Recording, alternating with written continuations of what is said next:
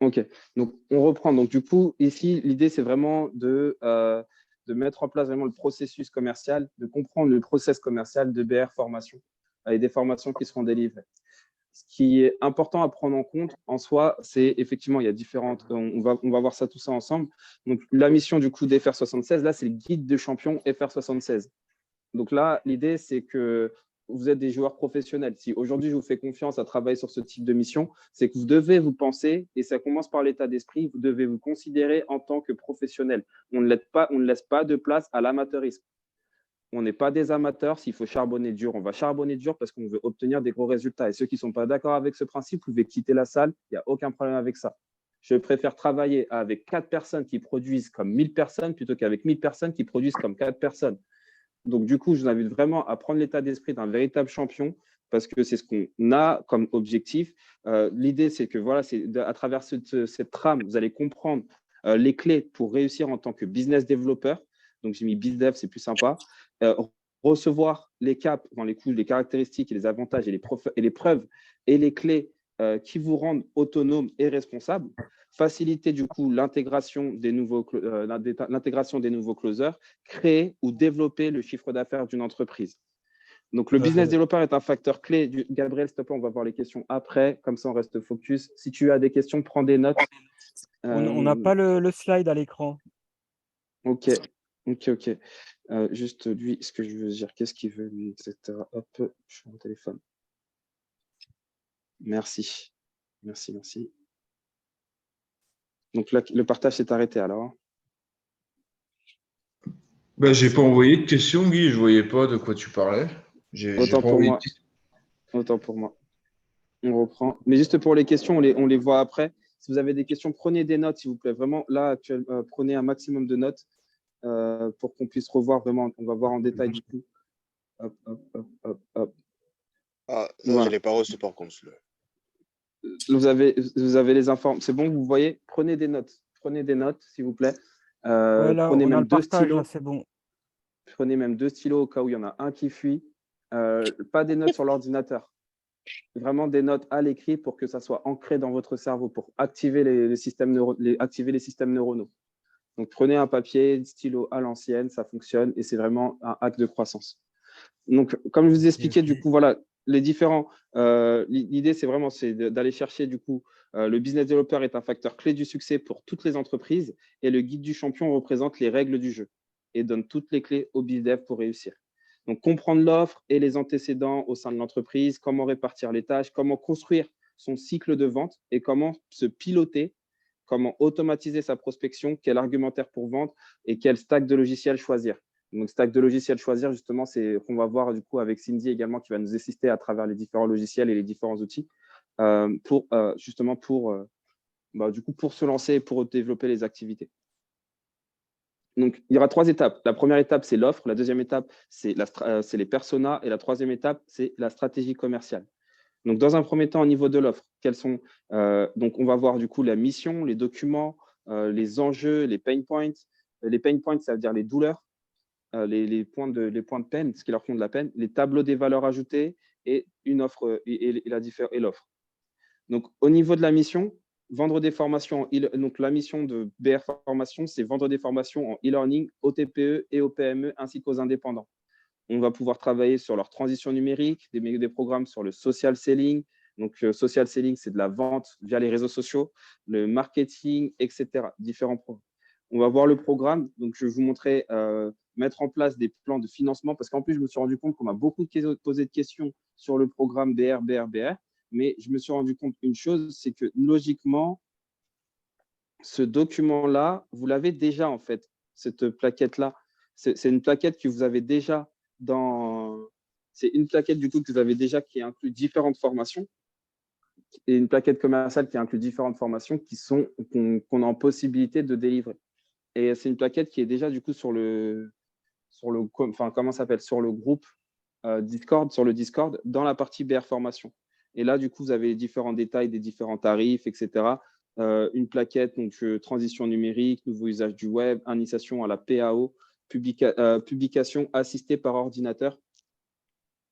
Donc, avec tous les différents prix, etc., etc. Enfin, les programmes, en soi, on les a déjà. Le catalogue, le PDF, il peut être imprimé, il peut être partagé. On peut le partager voilà, ouvertement, etc. Mais le plus important, ça va être la relation qu'on va avoir avec notre prospect. Donc, c'est différentes formations. Il y a également des formations sur le management, le leadership, l'intelligence collective, l'intelligence émotionnelle et la conduite au changement. C'est des formations qui sont assez courtes, enfin plus ou moins courtes. Formation pour service client, etc. Il y a différents sujets et qui englobent tous les programmes, toutes les formations, mais c'est vraiment des termes qui répondent aux besoins des entreprises. Cette plaquette, elle a été faite pour correspondre au code des entreprises. Encore une fois, on ne parle pas sur Facebook. On parle pas sur Facebook comme Facebook, c'est régulièrement utilisé par des indépendants ou des micro-entrepreneurs ou des particuliers, mais on ne va pas leur parler de la même manière qu'on parle à une entreprise. D'accord? Donc, c'est différents termes. Peut-être que ça veut dire la même chose. Par exemple, aujourd'hui, on va parler de closer à travers Internet ou Facebook, etc. Mais si demain, vous allez rencontrer une entreprise, eux, ce qu'ils veulent entendre, le poste, ça s'appelle sales. D'accord? Juste parce que vous êtes closer, du coup, ils ne vont pas comprendre que vous êtes sales. Et du coup, ça peut être une peine. C'est juste une question de mots. Donc, vraiment, c'est comprendre, entre guillemets, les différents mots. Ça veut dire exactement les mêmes choses, les mêmes actions. Mais bon, là, c'est un autre sujet. Mais le catalogue de formation, vous l'avez déjà dans BR Formation. Si vous avez des questions par rapport au programme à commercialiser sur BR Formation, vous les avez déjà dans le catalogue de formation. Et les personnes à contacter pour la prise en charge du coup, des programmes et sont affichés. Donc, on a Amine Moussa et Cindy avec leur numéro de téléphone et leur adresse email. Donc, par rapport au programme, donc ça, c'est vraiment le premier point par rapport au programme, les documents de présentation, les sources de l'opportunité et du positionnement. Là, je vous invite à noter ce mot-là, PESTEL, P-E-S-T-E-L. Quand on détecte, comment est-ce qu'on détecte une opportunité? On détecte une opportunité par rapport au PESTEL. Donc, c'est dans un premier point, par rapport aux enjeux qui sont politiques. Le P, ça veut dire politique. Le E, c'est économique. Le S, c'est social. Le T, c'est technologique. Le L, c'est environnemental. Le E, pardon, c'est environnemental. Et le L, c'est légal. De cette manière-là, c'est de cette manière qu'on détecte une opportunité. Est-ce qu'il y a une modification politique? Si oui, c'est qu'il y a forcément une opportunité. S'il y a une modification environnementale, notamment comme le Covid, ou qui a changé toutes les habitudes d'environnement, etc., il y a forcément une opportunité. Le S, pareil, si c'est un changement social, il y a forcément une opportunité sur laquelle il faut en tirer profit. Technologique, comme l'arrivée de ChatGPT et l'intelligence artificielle, il y a forcément une opportunité. Et économique, du coup, forcément, économique et légal, s'il y a une modification de loi ou s'il y a une obligation de loi, il y a forcément une opportunité. Donc là, c'est vraiment, donc là, par rapport à l'opportunité, les sources de positionnement liées à l'opportunité, vous avez tout ça, ces accès dans le Drive. Guy, pause. T'es dans quel bureau, s'il te plaît? Hop, un instant. Un instant. Hop, juste, je vais me connecter à Gmail.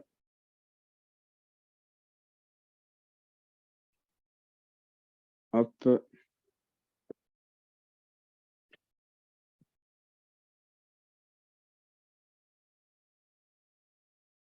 Ok, juste pour vous montrer ce petit document. Donc là, c'est juste les OPCO, les formations, les liens, les différentes informations par rapport à l'OPCO, par rapport à tous ces, voilà, les sources de financement, les différentes méthodes, les fonds disponibles, la transition professionnelle. Est-ce que vous voyez toujours mon écran? Ça a coupé le partage? C'est bon, là. On a le partage. Là. Bon, on voit bien, Guy. Du coup, oui. Mais il y a ton logo de profil qui se balade sur l'écran et sur le texte. Ouais. Ok, parfait. C'est bon, j'ai caché. Ok, bien joué. Donc ici, vous allez avoir, sur ce document-là, vous allez avoir les sources. D'accord? Si on vous pose des questions par rapport à l'aspect technique, etc., comment ça se passe, qu'est-ce que c'est, ceci, cela, X, Y, Z, toutes les informations, elles sont ici. Toutes les informations que je vous ai communiquées, elles sont ici. Elles sont ici, le fonds d'assurance formation, important car différent, les transitions, les prises en charge des salariés, les plans de relance entreprise, l'explication vidéo des transitions collectives, métiers concernés. Enfin, et les différents, par exemple, les transitions professionnelles, il y a un budget de plus de 100 millions de financement dans les projets, associations, transition professionnelle, enfin du coup, les différences de pro, etc., les scorings par emploi, enfin des différentes informations. Il y a beaucoup d'informations. Si vous voulez aller plus loin, vous pouvez aller chercher et avoir plus d'infos sur ces documents. Okay, donc, je reviens sur le dossier. Et comment on fait pour aller avoir accès au Drive? Tu cliques sur dossier expliqué. Enfin, du coup, tu cliqueras sur source de l'opportunité de positionnement, PESTEL. Mais c'est dans le document? Oui, c'est dans le document, oui. Ah, Dans le d'accord. document FR76, en fait, il y a les différents liens. C'est des liens qui sont cliquables, qui vont vous Ah, rediriger ok. vers d'autres supports ou d'autres liens. Donc, D'accord, si vous ok. voulez dossier explicatif en ligne, donc oui, voilà. Donc là, c'est le deuxième lien. Enfin, du coup, c'est le même lien que vous avez ici. Ensuite, en ce qui concerne la prise en charge, le plus simple, c'est ce lien-là, le lien que vous avez déjà au niveau des financements entreprises pour détecter les différents liens. Donc là, testez votre éligibilité. Et là, c'est le lien de prise en charge. D'accord. En gros, c'est à partir de cette page-là, on va pouvoir exploiter toutes les infos. On va pouvoir faire en sorte, on va faire de notre mieux pour exploiter les différents du coup études de cas, les différents profils, les différentes entreprises. Donc ça, c'est ce qu'on a en termes de documents de présentation. Si vous voulez partager des articles ou autre, il vaut mieux partager ce type d'article que partager le lien d'une page. Par exemple, si on met le ministère de l'Emploi, participation financière des entreprises, donc là, je vais valider cette page, et on voit que c'est une page la source, elle vient du ministère du Travail, du plein d'emploi et de l'insertion, participation financière des entreprises au développement de la formation professionnelle et de l'apprentissage. Ce qu'il faut donc à compter, donc là, ça explique également tous les détails, etc. Et ce qu'il faut prendre en compte, je vais vous montrer. Donc voilà, ça explique par exemple le calendrier de contribution à l'OPCO et toutes les différentes informations pour les entreprises de 11 salariés ou plus, ou celles qui sont à moins de 11 salariés. Et voilà, vous avez toutes les différentes informations, la masse salariale, les calculs, etc., etc. Si vous voulez aller plus loin sur les détails, c'est ici. Mais encore une fois, si vous rentrez dans tous ces détails, je vous promets que ça va vous faire mal à la tête. Mais si vous voulez, si vous en avez besoin, vous pouvez y aller. Moi, ça ne me pose aucun problème. Mais ça peut vous faire mal à la tête parce qu'il y a plein d'informations à prendre en compte, des mots, des termes, une terminologie qui varie en fonction des différentes informations et des différentes situations. Et sur laquelle, du coup, voilà, il va falloir avoir une certaine flexibilité cérébrale pour être en mesure de lier les différentes informations entre elles et détecter la manière dont il faut la présenter. Parce que si on donne trop d'informations, encore une fois, on fait peur à notre prospect.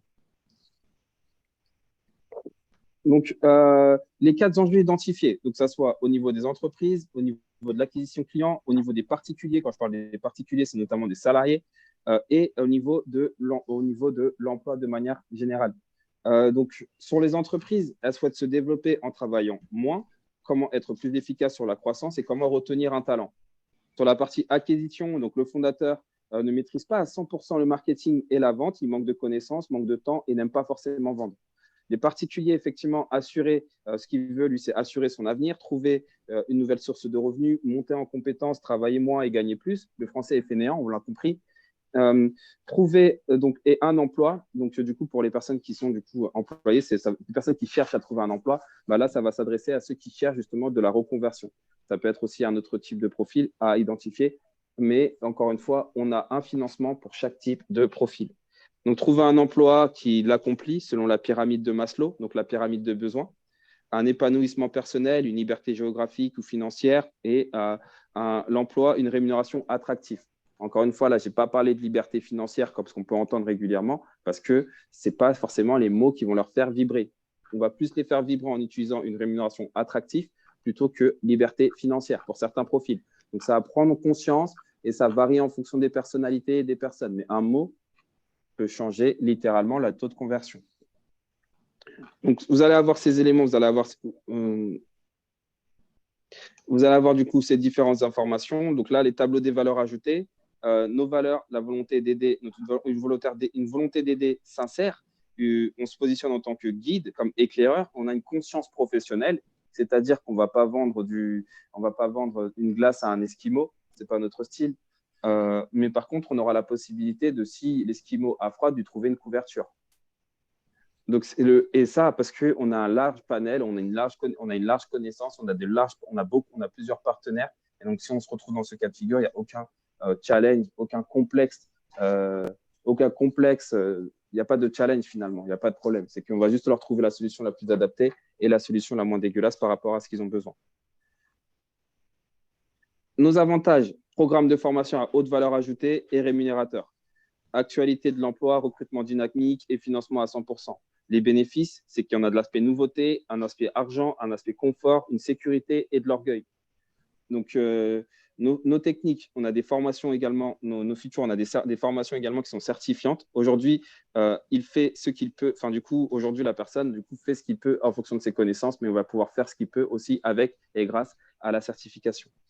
La disponibilité, l'avantage, c'est qu'on a des cours qui sont en e-learning. Donc, c'est une disponibilité 24/24, 7 sur 7. La personne va pouvoir se former à son rythme quand il veut, au moment où il veut, où il veut. On a l'aspect communautaire aussi dans chaque programme de formation que nous proposons et que nous disposons, avec des communautés présentes du coup, dans chaque différent programme. L'aspect événements et séminaires, donc il va pouvoir créer du lien et rassembler l'humain, et des masterminds avec des professeurs et d'expérience.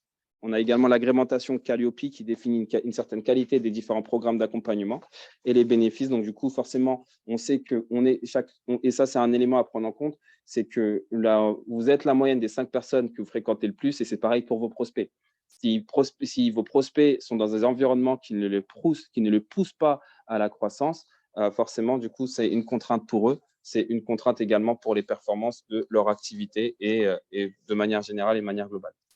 Donc, le confort, c'est vrai qu'on fait en sorte de leur mettre tous les outils et tous les éléments à disposition pour qu'ils aient plus qu'à synthétiser leur passage à l'action. La sympathie, parce qu'on fait en sorte d'être assez et suffisamment sympa et donner une expérience aussi en termes d'accompagnement, en termes de formation, en termes de montée en compétences. Et la partie authenticité, performance et accessibilité. Nous sommes des partenaires de confiance à la croissance du particulier ou bien des entreprises. Ils nous font la passe et nous leur mettrons, enfin du coup voilà, ça c'est nous leur mettons 1-2 à la fin de leur simplifier le jeu et prendre la prime. Donc l'idée c'est vraiment qu'on travaille en équipe avec nos partenaires, avec nos étudiants, on travaille en équipe, que ça soit avec les prestataires, à travers les clients, que ça soit à travers les étudiants, à travers les coachs, etc. C'est une équipe, c'est un collectif. Et puis cette équipe, elle peut être très grande. Et il va juste falloir identifier les personnes qui veulent rejoindre ce mouvement-là, à travers rejoindre le mouvement. Donc là, sur les avantages du produit par rapport aux entreprises, donc c'est une performance de la rentabilité avec la règle des 3D. Ça, c'est une règle que je me suis fixée depuis que j'ai 15 ans. C'est discipline, débrouille et détermination. Discipline, débrouille, détermination. Et là, c'est ce qu'on met aussi en place du coup. Donc ça, ça fait partie de nos valeurs par rapport aux entreprises. Discipline, débrouille et détermination. Sans ça, avec ces éléments-là, il n'y a aucune manière d'échouer. Ce n'est pas possible. L'échec n'est que temporaire et si tu échoues une fois, tu recommences le lendemain et tu vas réussir à un moment donné. Donc vraiment, discipline, débrouille, détermination, c'est vraiment une valeur que je vous invite à avoir si vous désirez obtenir de véritables résultats. Programme de formation à haute valeur ajoutée, encore une fois. Actualité de l'emploi. Donc, forcément, on est un peu plus ou moins sur les mêmes avantages. L'avantage aussi, c'est un retour sur investissement parce que déjà, d'une part, pour les entreprises, il y a une prise en charge possible à 100% pour développer les compétences des équipes, des salariés en interne ou autres. Une prise en charge des salaires qui peut aller jusqu'à 24 mois pour les entreprises qui ont moins de 300 salariés. Donc là, c'est un autre type de dispositif qu'on n'a pas encore parlé, mais qui existe. Donc, ça s'appelle le projet de transition professionnelle. Donc, c'est un autre type de dispositif et il y a un budget de 100 millions d'euros qui est débloqué du coup par l'État. Et au juste titre que les OPCO ou autres, c'est toujours un sujet qui n'est pas connu, qui n'est pas connu par les entreprises. Les bénéfices, c'est qu'effectivement, on a l'argent, le confort et la sécurité d'un côté, parce que du coup, c'est leurs bénéfices. Ils auront du coup l'argent, le confort et la sécurité. Et donc, forcément, ils n'ont pas à faire grand-chose. Donc, on a les éléments et les arguments pour pouvoir les accompagner à croître. Le temps aussi, qui est une source importante, on leur permet d'externaliser la formation. Ce n'est pas à eux de faire cette formation. On leur permet de suivre les performances du coup de leurs équipes ou des salariés ou des entreprises. On permet également ce suivi des performances en interne. Si par exemple, demain, vous avez des clients qui sont en entreprise, même en micro-entreprise, et qui se connectent aux différents programmes de BR Formation Du coup, on va pouvoir suivre leur performance. Si le mec il n'atteint pas ses objectifs ou la femme elle n'atteint pas ses objectifs, forcément, on va le pousser à atteindre ses objectifs. Et vous me connaissez justement assez pour savoir la manière dont j'agis pour accompagner une personne à atteindre ses objectifs. Donc, environnement, encore une fois, on a l'environnement, le confort et la sympathie et l'accessibilité. Et surtout, en termes de caractéristiques aussi, on a la nouvelle méthode de croissance et de management. L'idée, c'est des méthodes qui sont simples à implémenter, à mettre en place, des méthodes à dupliquer basées en 2 pôles, marketing, vente, notamment le pôle marketing ou le parti vente, management, et ensuite qui inclut du coup des étapes de management, d'automatisation et qui nous permettent d'augmenter l'impact et augmenter l'impact et aussi également avoir des bénéfices sur le chiffre d'affaires et augmenter notre visibilité en termes de communication. Il y a l'aspect légal et ça, c'est important.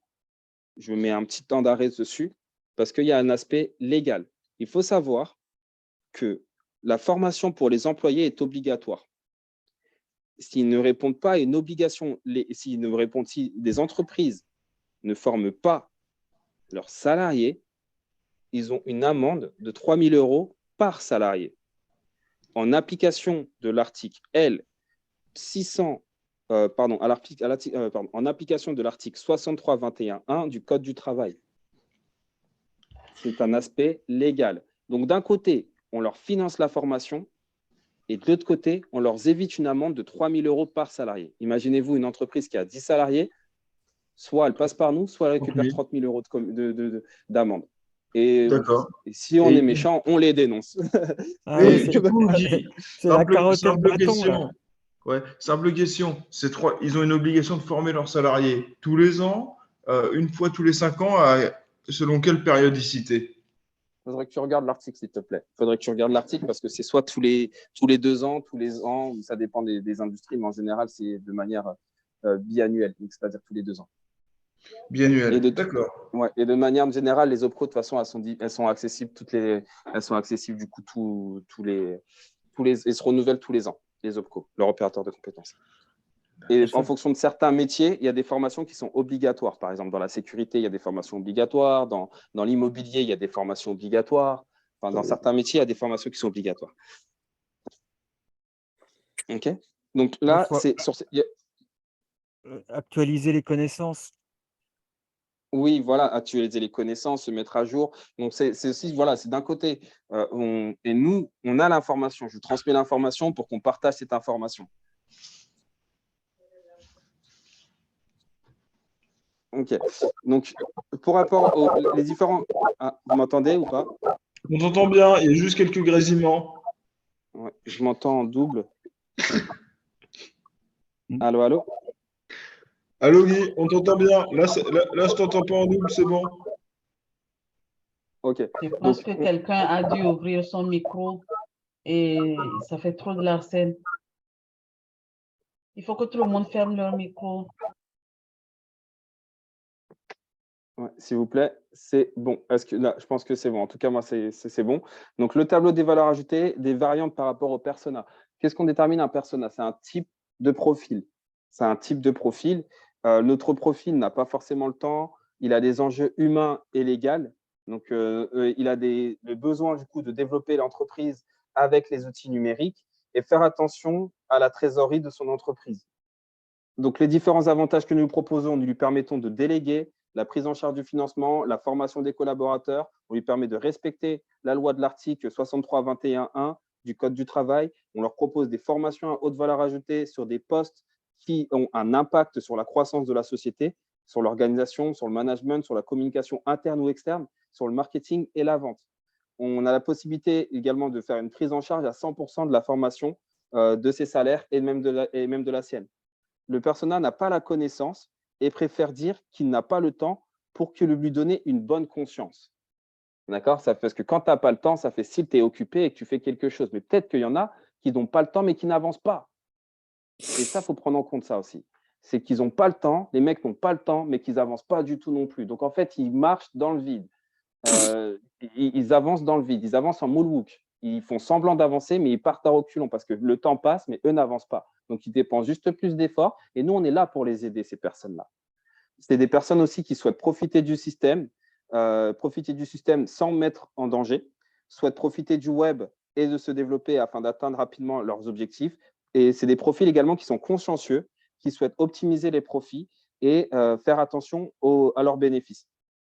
D'accord? Donc ça, c'est les différents personas. C'est notre persona idéal. C'est les personnes avec lesquelles, du coup, on va pouvoir collaborer très facilement. Donc, pour les particuliers, c'est des personnes, du coup, qui cherchent à apprendre des informations pour s'en sortir et à atteindre leurs objectifs. Ça va être, ils cherchent à travailler avec un emploi rémunérateur, environ 2500 € par mois pour un profil junior. Quand ils se lancent dans l'activité, on peut le voir, on a constaté à travers tous les appels que vous avez eus. En général, les premiers objectifs tournent autour de 2000, 3000 €. Donc, cherche à comprendre l'économie du web 2.0 et ainsi que du web 3.0, mais pas pour la plupart, mais c'est en transition, et souhaite avoir une liberté géographique et temporelle. Donc, l'avantage, c'est qu'ils auront toute la clarté avec des plans d'action et des exercices opérationnels. Ça va leur permettre d'atteindre des revenus de 5 à 6 000 € par mois en 3 à 6 mois, en fonction des efforts qu'ils vont implémenter et exécuter. Ça va leur permettre également de se spécialiser sur des marchés d'emploi qui sont porteurs, avec un fort demande de recrutement, avec un fort besoin, et aussi une possibilité en remote. Ce que j'appelle le remote, c'est du télétravail. Donc, du télétravail à 100%, de pouvoir faire ce travail-là, vraiment peu importe où il se trouve sur le globe. Les personnes ont une volonté de changement, ils ne savent pas par où commencer, ils recherchent une opportunité financière rémunératrice, souhaitent être informés des opportunités actuelles, et c'est des pères et des mamans qui passent à côté de la croissance des enfants. C'est des parents, on peut modifier les termes, mais en gros, c'est aussi des parents qui passent à côté, qui ne voient pas grandir leurs enfants, et parce qu'ils doivent aller au travail, etc. Donc, pour trouver les différents… Après, du coup, il y a plusieurs questions du coup, pour chercher les douleurs d'une entreprise, mais l'idée, c'est vraiment d'aller creuser, de détecter. Ça peut être, voilà, comment faites-vous aujourd'hui pour assurer la formation de vos équipes? Et pourquoi? Pourquoi? Pourquoi? Posez des questions, encore une fois, posez des questions. La meilleure manière de… Les gens aiment qu'on s'intéresse à eux. Les gens aiment parler, vous l'avez compris à travers le closing. Donc, si vous voulez briser et si vous rencontrez des personnes en physique, dehors, peu importe, posez des questions. Posez tout simplement des questions, les gens vont s'ouvrir. Donc, notre offre, en fait, nous offrons la mise en place d'une stratégie opérationnelle une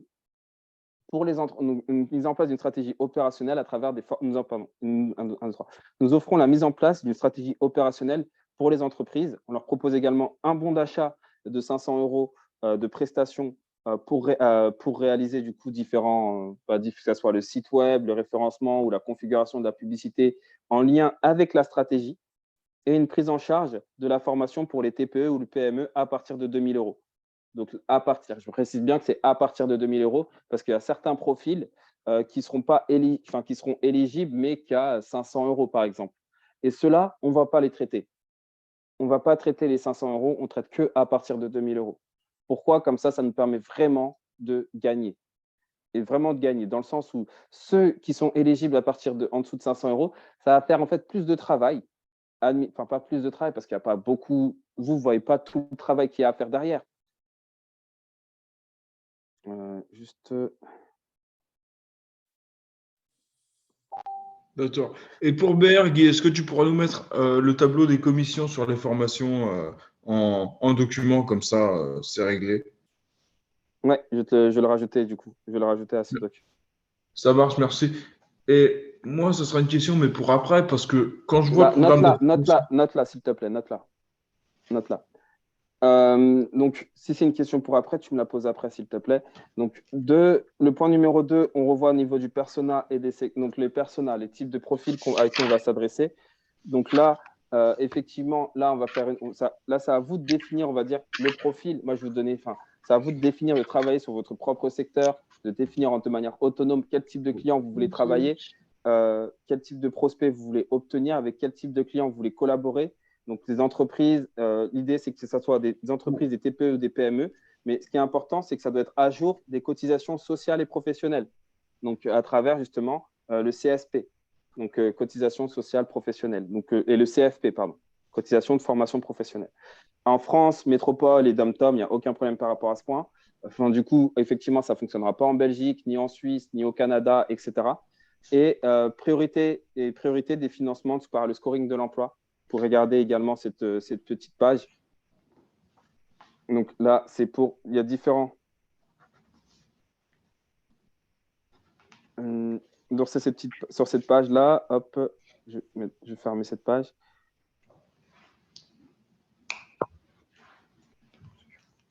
Est-ce que c'est bien sur cette page qu'il y a les informations? Je vous laisserai regarder, mais en gros, il y a sur cette page-là. Après, ça, c'est une priorité des financements. C'est si vous travaillez avec des salariés. Si vous avez des salariés, effectivement, il y a une priorité de financement. Il y a des formations pour les salariés qui peuvent être prises en charge jusqu'à 15 000 euros. Donc, du coup, c'est quand même pas mal en termes de chiffre d'affaires. Et ensuite, voilà, vous avez des salariés, des indépendants, les chômeurs, etc. Ben, les chômeurs, par exemple, comme on a pu le voir justement à travers JK Formation, on a travaillé essentiellement que sur des profils type chômeur. On réussit à faire de l'argent avec des gens qui n'ont pas forcément d'argent. Donc, le principe, c'est vraiment c'est une grosse partie administrative. C'est juste lire, savoir lire entre les lignes. Mais l'idée, c'est voilà, travailler avec la cible avec laquelle vous êtes le plus à l'aise. Si vous êtes, par exemple, vous êtes dans le sport, et que vous voulez travailler en tant que coach sportif et vous êtes dans le sport et que vous voulez aider les entreprises du sport, coach sportif ou autres, à se développer, du coup, voilà, vous allez identifier votre entreprise et on va prospecter en long, en large, en travers, à travers toutes les différentes méthodes de prospection qu'on va voir justement par la suite sur cette niche-là. D'accord? Là, je parle de niche. Si vous êtes, par exemple, familiarisé avec l'immobilier et vous voulez accompagner des agences immobilières ou autres ou des secteurs, pas que d'agences immobilières, mais de manière générale, parce que dans l'immobilier, on n'a pas que des agences immobilières, on a des promoteurs, on a des diagnostiqueurs, on va avoir même des serruriers aussi, c'est un métier qui peut rentrer aussi à travers l'immobilier, des peintres, des carreleurs, etc. etc. Enfin, tous les acteurs de l'immobilier. Du coup, on va pouvoir également travailler sur cet angle-là et proposer différents services, différentes prestations, enfin, différentes formations. Et quand je parle de services, pourquoi? Parce qu'en fait, à chaque personne qui rentre dans le programme, l'offre, elle est simple, c'est qu'on leur propose, en plus de ça, un bon d'achat en prestation. C'est-à-dire que si il a besoin de faire un site web, on lui fait le site web. En interne, on s'occupe de faire un site web. Donc, on nous propose un bon d'achat d'une valeur de 500 euros.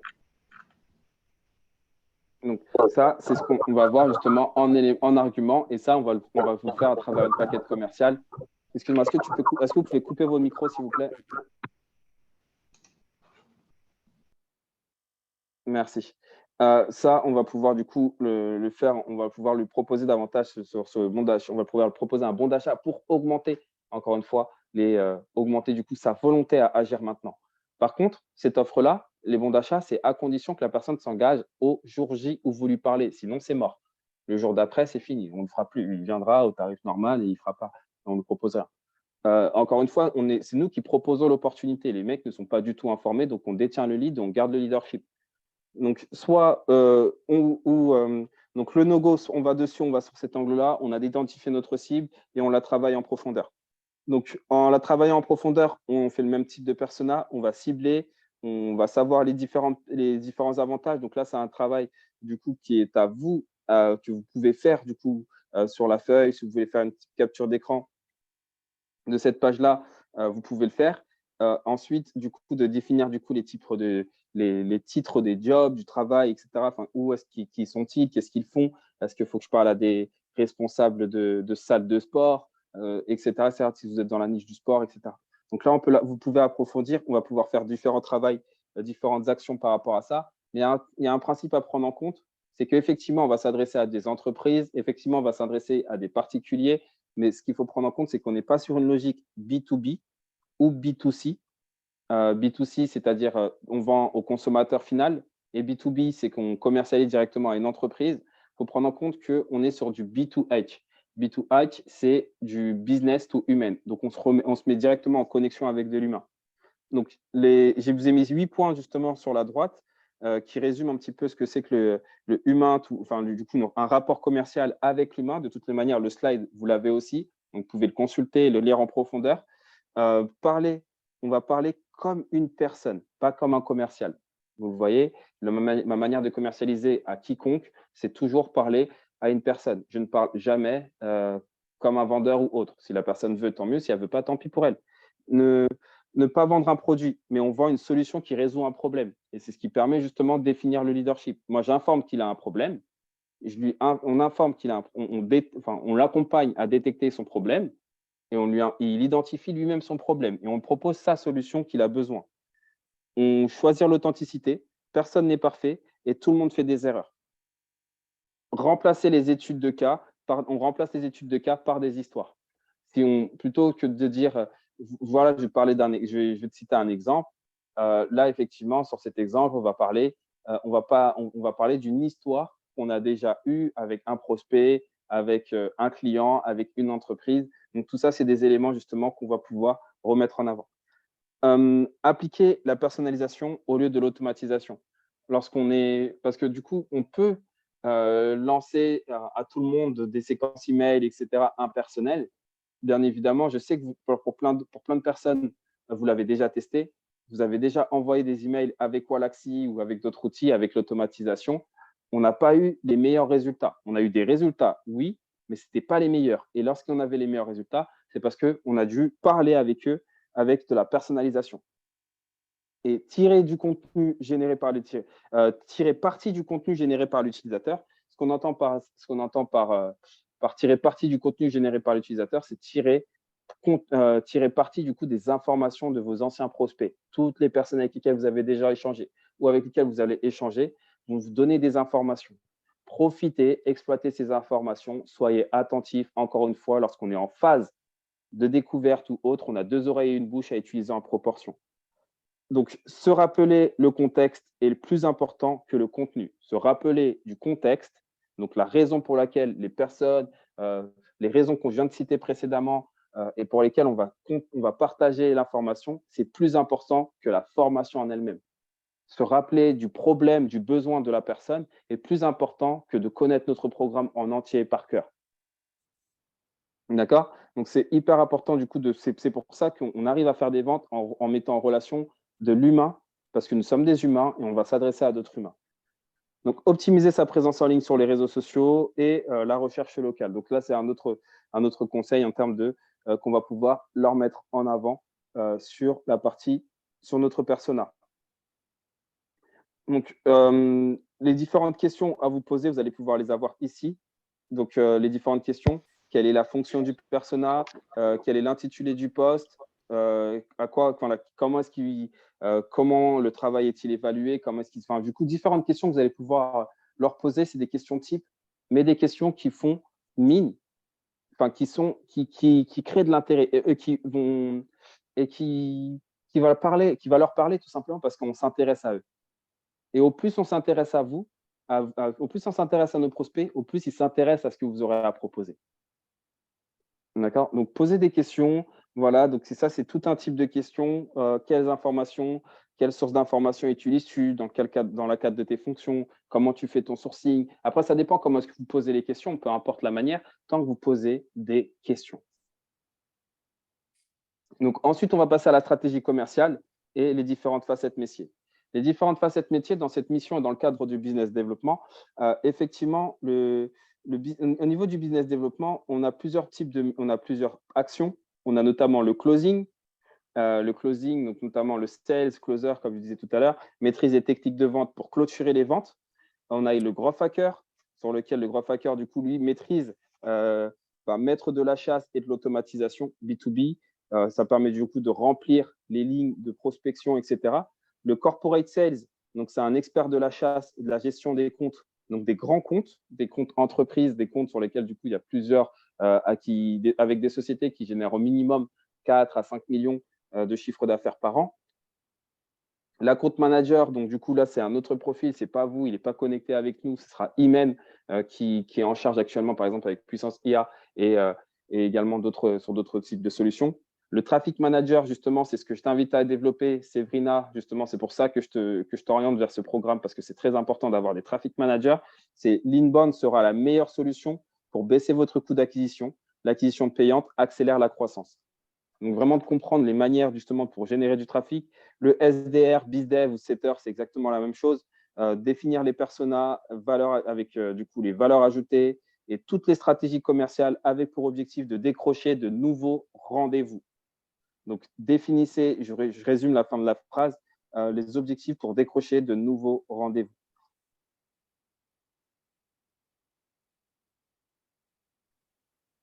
OK. Est-ce que vous voyez mon écran? Oui, c'est bon là. OK, super. Donc, ensuite, Customer Success, donc c'est également du coup tout ce qui va permettre de répondre à toutes les demandes des clients et faire évoluer le produit. Donc là, c'est cette partie-là, c'est aussi un autre cadre du métier du coup du business développement. Et on va justement, et des fois, vous allez pouvoir, vous serez amené à prendre différentes casquettes.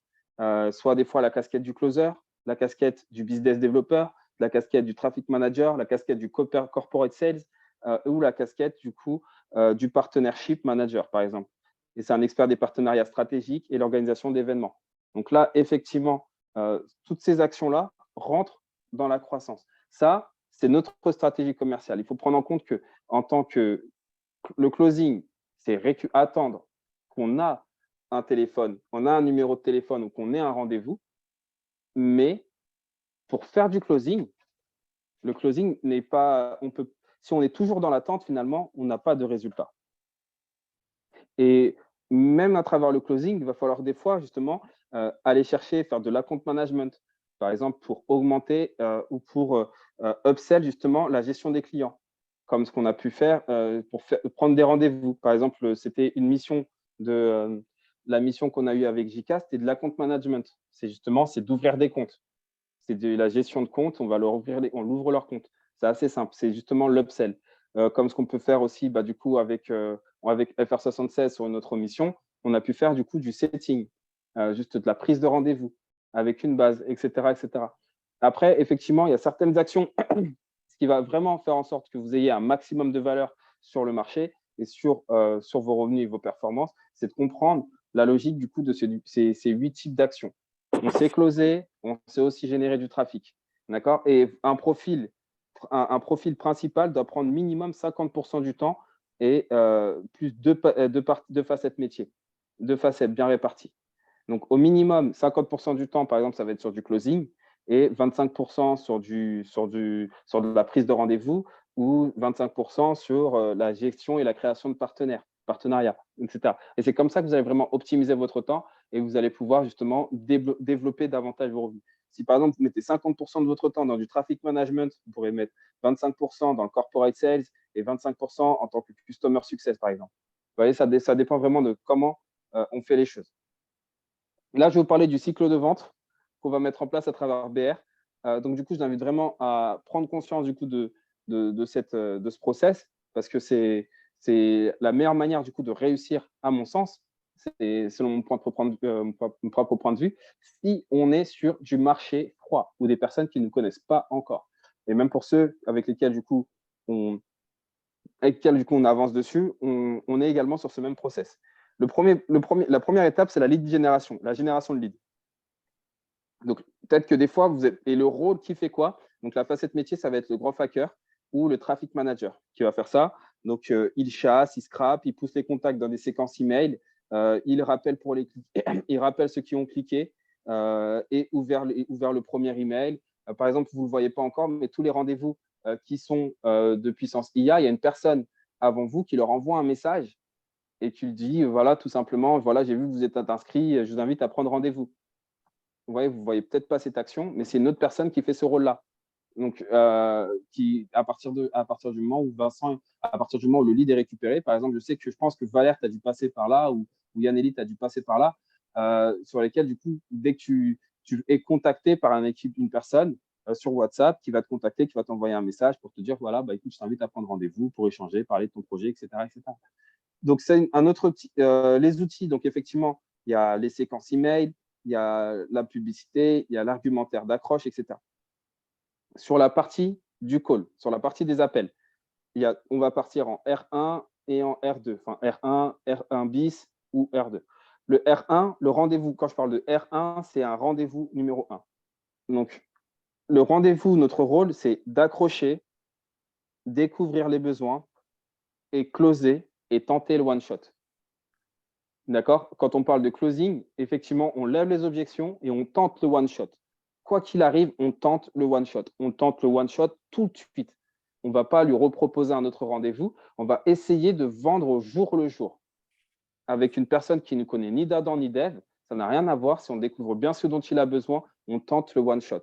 Donc, on tente le one-shot. Et en plus de ça, c'est qu'en soi, c'est assez simple on a besoin, enfin assez simple en termes de process, mais on aura quand même besoin de son attestation CFP, donc il va falloir lui proposer un bel argument, etc. Si on n'a pas du coup si la personne n'a pas le temps, bah, effectivement, on accroche, on découvre les besoins, on qualifie le lead et on prépare le R2. C'est-à-dire qualifier le lead et préparer le R2, c'est-à-dire on prend rendez-vous. On prend rendez-vous avec notre prospect pour justement, tout simplement, on prend rendez-vous pour un second rendez-vous.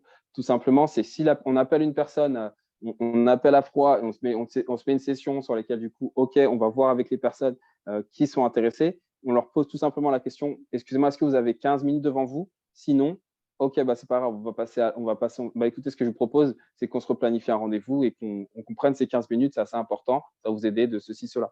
Mais pour cela, j'aurais besoin de découvrir votre profil. Voilà, qu'est-ce que vous faites aujourd'hui? On va définir du coup quelques informations pour prendre le rendez-vous. Le second rendez-vous. Le second call, donc on rappelle la personne et on la close. On fait la présentation on fait la présentation de la proposition commerciale et on close notre prospect. Le cycle de vente, ensuite, du coup, il y a un cycle de vente un peu plus long. Ça dépend des programmes. Si, par exemple, le profil il est très compliqué, etc. Donc là, effectivement, on peut avoir des présentations debout. Ce qu'on appelle les présentations debout, c'est si la personne a besoin de vous rencontrer physiquement. Mais avant que cette personne ait besoin de vous rencontrer physiquement, on a eu déjà 2 ou 3 tentatives de vente par téléphone pour éviter les déplacements. Éviter les déplacements, c'est super important. Ça nous permet de travailler sur un plus grand nombre quantitatif.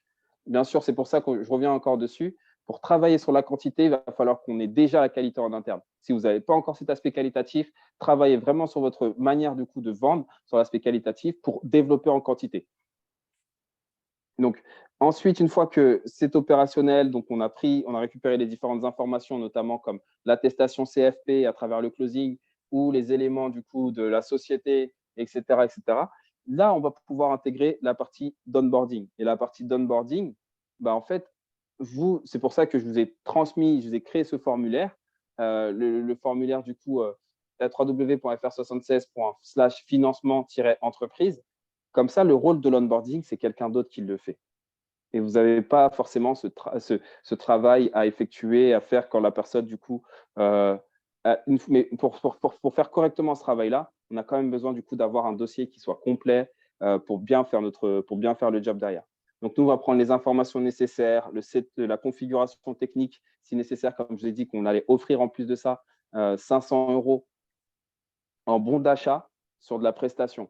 Donc, c'est-à-dire, du coup, s'il faut faire des sites internet, la configuration, configurer les publicités, etc., c'est là où on va faire justement cette partie onboarding. Et ça, en général, vous pouvez tout simplement dire que dès que vous vous inscrivez, d'ici une semaine, vous allez être recontacté par un membre de l'équipe qui va vous accompagner sur la stratégie à obtenir. Et là, de cette manière-là, on va définir quelle formation exactement il a besoin. On va mettre en place la stratégie, etc., etc. Plus l'aspect opérationnel pour que la personne et votre client puissent se développer dans les meilleures conditions. On gère donc le Customer Success, effectivement, on va gérer les différentes urgences. On est dispo et surtout, on va diminuer le taux de churn. Le taux de churn, c'est éviter le taux d'abonnement, mais surtout, le taux d'abandon. Donc, on va éviter le taux de churn, c'est le turnover, etc. Mais on va éviter le taux d'abandon. Mais surtout, l'intérêt du Customer Success, ça va être d'analyser si la personne a plusieurs sociétés, si elle a plusieurs structures, etc., et d'augmenter la valeur par client. Donc, proposer des upsells en upsell, augmenter la valeur par client. Si le client il a un budget de 2 500 € ici et qu'il a un budget de 4 000 € là-bas et qu'il a un budget, quand je dis là-bas, c'est qu'en gros, par exemple, c'est une autre société et qu'il a, par exemple, 30 000 € disponibles en fonds marketing, en fonds propres, là, ça va être le rôle du Customer Success. Mais je vous invite quand même, encore une fois, si on regarde les facettes métiers, on doit prendre 2 types de facettes métiers, voire 3 types de facettes métiers. Je reviens dessus. Closing, c'est OK, on le fait à 50%. On doit comprendre, on doit avoir la réflexion, une élasticité cérébrale qui nous permette de nous adapter aux différents métiers qu'on peut proposer, qu'on peut avoir, qu'on peut faire pour justement avoir un maximum de résultats. Là, je viens sur la partie source de prospection. Donc, en fonction des sources de prospection. Pour certains, vous l'avez déjà vu, vous avez déjà vu cet élément.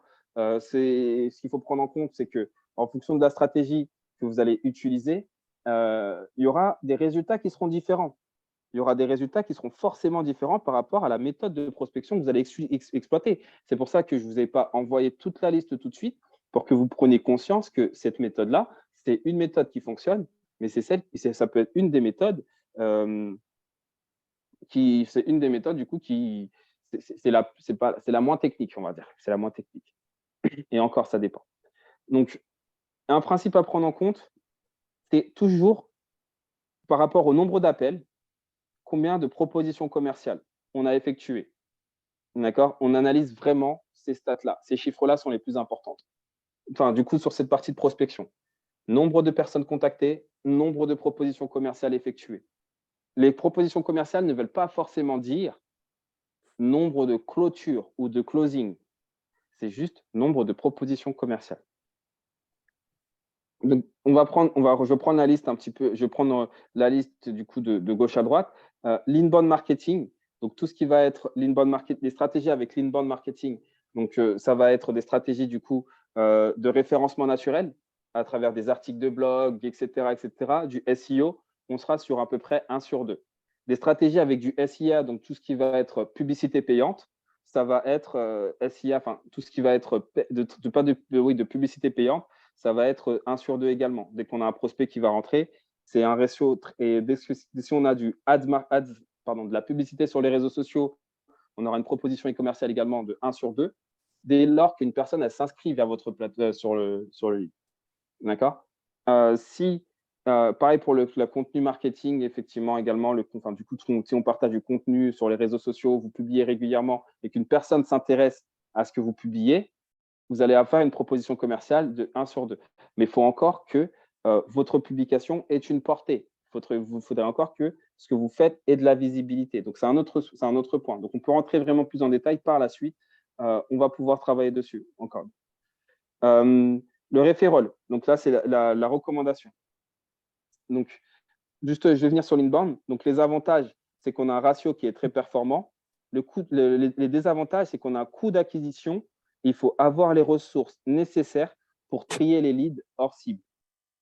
Donc, c'est les avantages et les inconvénients. La source numéro 2, le referral. Donc, tout ce qui va être la recommandation. Faites des demandes de mise en relation auprès de vos clients et de votre réseau. Faites des demandes de mise en relation auprès de vos clients et vos réseaux. L'avantage, c'est que c'est un ratio qui est très performant. Il y a plusieurs avantages. C'est un ratio qui est très performant. Est-ce que vous pouvez mettre votre micro en mute, s'il vous plaît? Donc, l'avantage, c'est qu'il y a un ratio de conversion qui est très, très performant. Et j'insiste bien là-dessus parce qu'il est très intéressant. 1 sur 3, c'est énorme. C'est également gratuit. D'accord? Ça ne coûte pas de faire ça, de demander à une entreprise, ah bah tiens, mets-moi en relation avec une entreprise, ou demander à une personne de nous mettre en relation avec une personne. D'accord? Comme je l'ai expliqué, on est sur du B2H. Donc, on parle à des humains. Donc, que le mec, il ait 50 millions en patrimoine ou qu'il ait 10 euros en patrimoine, on lui parle de la même personne. Enfin, ça reste un être humain. D'accord? Donc, et des fois, et souvent, ça peut arriver qu'une personne qui est au chômage vous mette en relation avec son ancien employeur parce qu'il avait une superbe affinité avec lui. Et son ancien employeur, il fait 50 millions de chiffres d'affaires par an. Vous voyez? Donc, c'est vraiment, il ne faut pas sous-estimer l'humain, il ne faut pas sous-estimer les gens, on ne sait jamais à qui est-ce qu'on s'adresse. Donc, il y a pas, et on prend pas les gens de haut, on reste très humble dans notre manière, ça va vraiment, c'est le meilleur moyen de réussir. Dès lors où on prend le melon, où on prend la grosse tête, on accepte l'échec. Donc, on ne se met pas dans ces conditions, on préfère vraiment continuer à la pleine croissance et la forte croissance. Donc, les désavantages, c'est quoi? C'est que les sources sont périssables et le volume est faible. D'accord? On ne va pas avoir des milliers de personnes qui vont venir en recommandation. Mais ça va rapidement nous aider et vous aider à grandir rapidement. Ensuite, on a 1 sur 6. Participer, donc l'événementiel, le ratio de 1 sur 6 à travers l'événementiel, participer à des salons, à des événements, à des meet-up ou à des rencontres. Les avantages, c'est que c'est un bon ratio, un bon volume. L'inconvénient, c'est que c'est très chronophage et surtout qu'il va falloir être sociable. pour faire ça, pour avoir ce type de ratio, si vous contactez 6 personnes, vous allez faire une proposition commerciale à travers les événements. Donc, si vous êtes à travers un événement, il faudrait que ce soit un événement sur lequel il y a suffisamment de monde pour pouvoir être en contact avec près de 60 personnes, faire 10 propositions commerciales et faire à peu près, si vous avez un taux de conversion de 50%, de faire 5 ventes. Si vous avez un taux de conversion de 20%, ce sera 2 ventes. Okay. Ensuite, on a l'outbound sales. L'outbound sales, c'est effectivement chasser sur LinkedIn, lecture de l'actualité, la presse, la radio, la télévision. L'outbound sales, effectivement, c'est ce qu'on a pu faire avec Wallaxy, avec les différents outils, avec également du coup le Leadgoria, tous ces outils qu'on peut trouver, qu'on peut avoir, finalement qu'on va pouvoir utiliser. Donc ça va être un travail au quotidien que vous allez pouvoir réaliser pour développer une activité de manière autonome. Donc ici, vous avez les avantages. Excusez-moi, est-ce que tout le monde peut couper son micro, s'il vous plaît? Yaneli, prenez des notes. Si vous avez des questions, prenez des notes. Et à la fin, on voit vraiment en détail, du coup, je réponds aux questions. Donc, ensuite, l'outbound sales, effectivement, la possibilité, du coup, de personnaliser les messages. Ça te permet, du coup, d'avoir un rapport de proximité, un volume régulier et important. Lorsqu'on a bien configuré nos outils et qu'on fonctionne correctement dessus, c'est que voilà, on peut chercher, on peut utiliser différents prospects, avoir plusieurs prospects. Le désavantage, c'est 1 heure en moyenne pour une dizaine de contacts. Donc, effectivement, c'est le temps. Donc, ça prend du temps. Donc, lancer les opérations, c'est rapide, mais traiter les prospects prend du temps. Ça, il faut se mettre OK avec ça. Et ensuite, le dernier point, du coup, la stratégie de prospection qui fonctionne également, mais qui prend quand même, ça va être le listing, les annuaires type page jaune, du coup, les classements, les méthodes, du coup, les meilleures places, etc. Les listings qu'on propose, en fait, tout ce qui est basé avec une liste.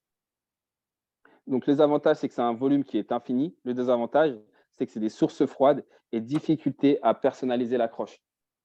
Donc là, juste l'avantage, voilà, c'est juste que ça soit des sources froides et des difficultés à personnaliser l'accroche. C'est-à-dire que niveau émotionnel, il ne faut pas prendre les choses du tout à cœur quand on fait ça.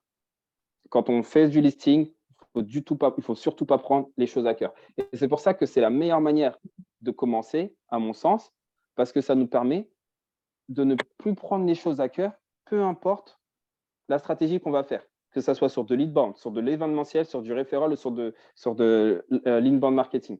Peu importe l'outil, la stratégie qu'on va utiliser, si on est conscient, on est compétent en listing, parce que du coup, on aura tellement de noms, des personnes qui vont dire non, qu'à un moment donné, soit les gens vont abandonner, et puis auquel cas, ils ne seront pas performants non plus sur le closing ou sur les autres étapes, ou soit ils persévèrent, et puis effectivement, ils cassent la croyance du coup de je me sens… ils cassent justement cette croyance de oh, ils m'ont dit non, donc du coup, c'est pas bien, je suis pas fort, je suis pas ceci, je suis pas cela. Non, ça n'a rien à voir avec vous. Là, c'est vraiment un aspect quantitatif et ça travaille vraiment le mental. Le listing travaille réellement le mental. Donc, du coup, parce que vous allez recevoir tellement de portes fermées qu'à un moment donné, du coup, dès que vous allez avoir une petite faille dans la porte, vous n'allez pas toquer, vous allez défoncer la porte. Et du coup, c'est vraiment cet état d'esprit qu'il va falloir obtenir à travers le listing. Donc, la meilleure manière, du coup, les sources sont comme un vase communicant. Il faut les multiplier au maximum et se planifier des plages horaires fixes et des objectifs de volume.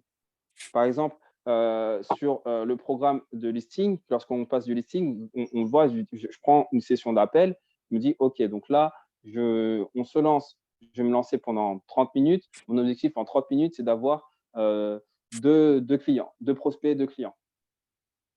Tu vois, 30 minutes, je ne me mets pas des objectifs de fou, je me dis juste j'en veux 2 ou 1 en 30 minutes. Et là, je reste concentré pendant ces 30 minutes à travailler. Et puis, je vois que 30 minutes passent. Ah bah tiens, en fait, et j'ai toujours pas mes 2 clients. Donc, qu'est-ce que je choisis? Est-ce que je choisis de me limiter par rapport à un objectif temporel ou est-ce que je choisis de me limiter par rapport à mes objectifs de résultat? Ça, c'est à vous de voir, mais en tout cas, moi, personnellement, je préfère me fixer sur des objectifs de résultat. Donc, je ne m'arrête pas au temps, je continue, j'arrête quand j'ai du résultat. Et justement, j'ai fait un exemple dessus que j'ai partagé sur le groupe lorsqu'on travaille j'ai enclenché la mission JK Formation. Je me suis filmé tout simplement, sur lesquels l'objectif, c'était, voilà, je mets 30 minutes pour récupérer 2 numéros.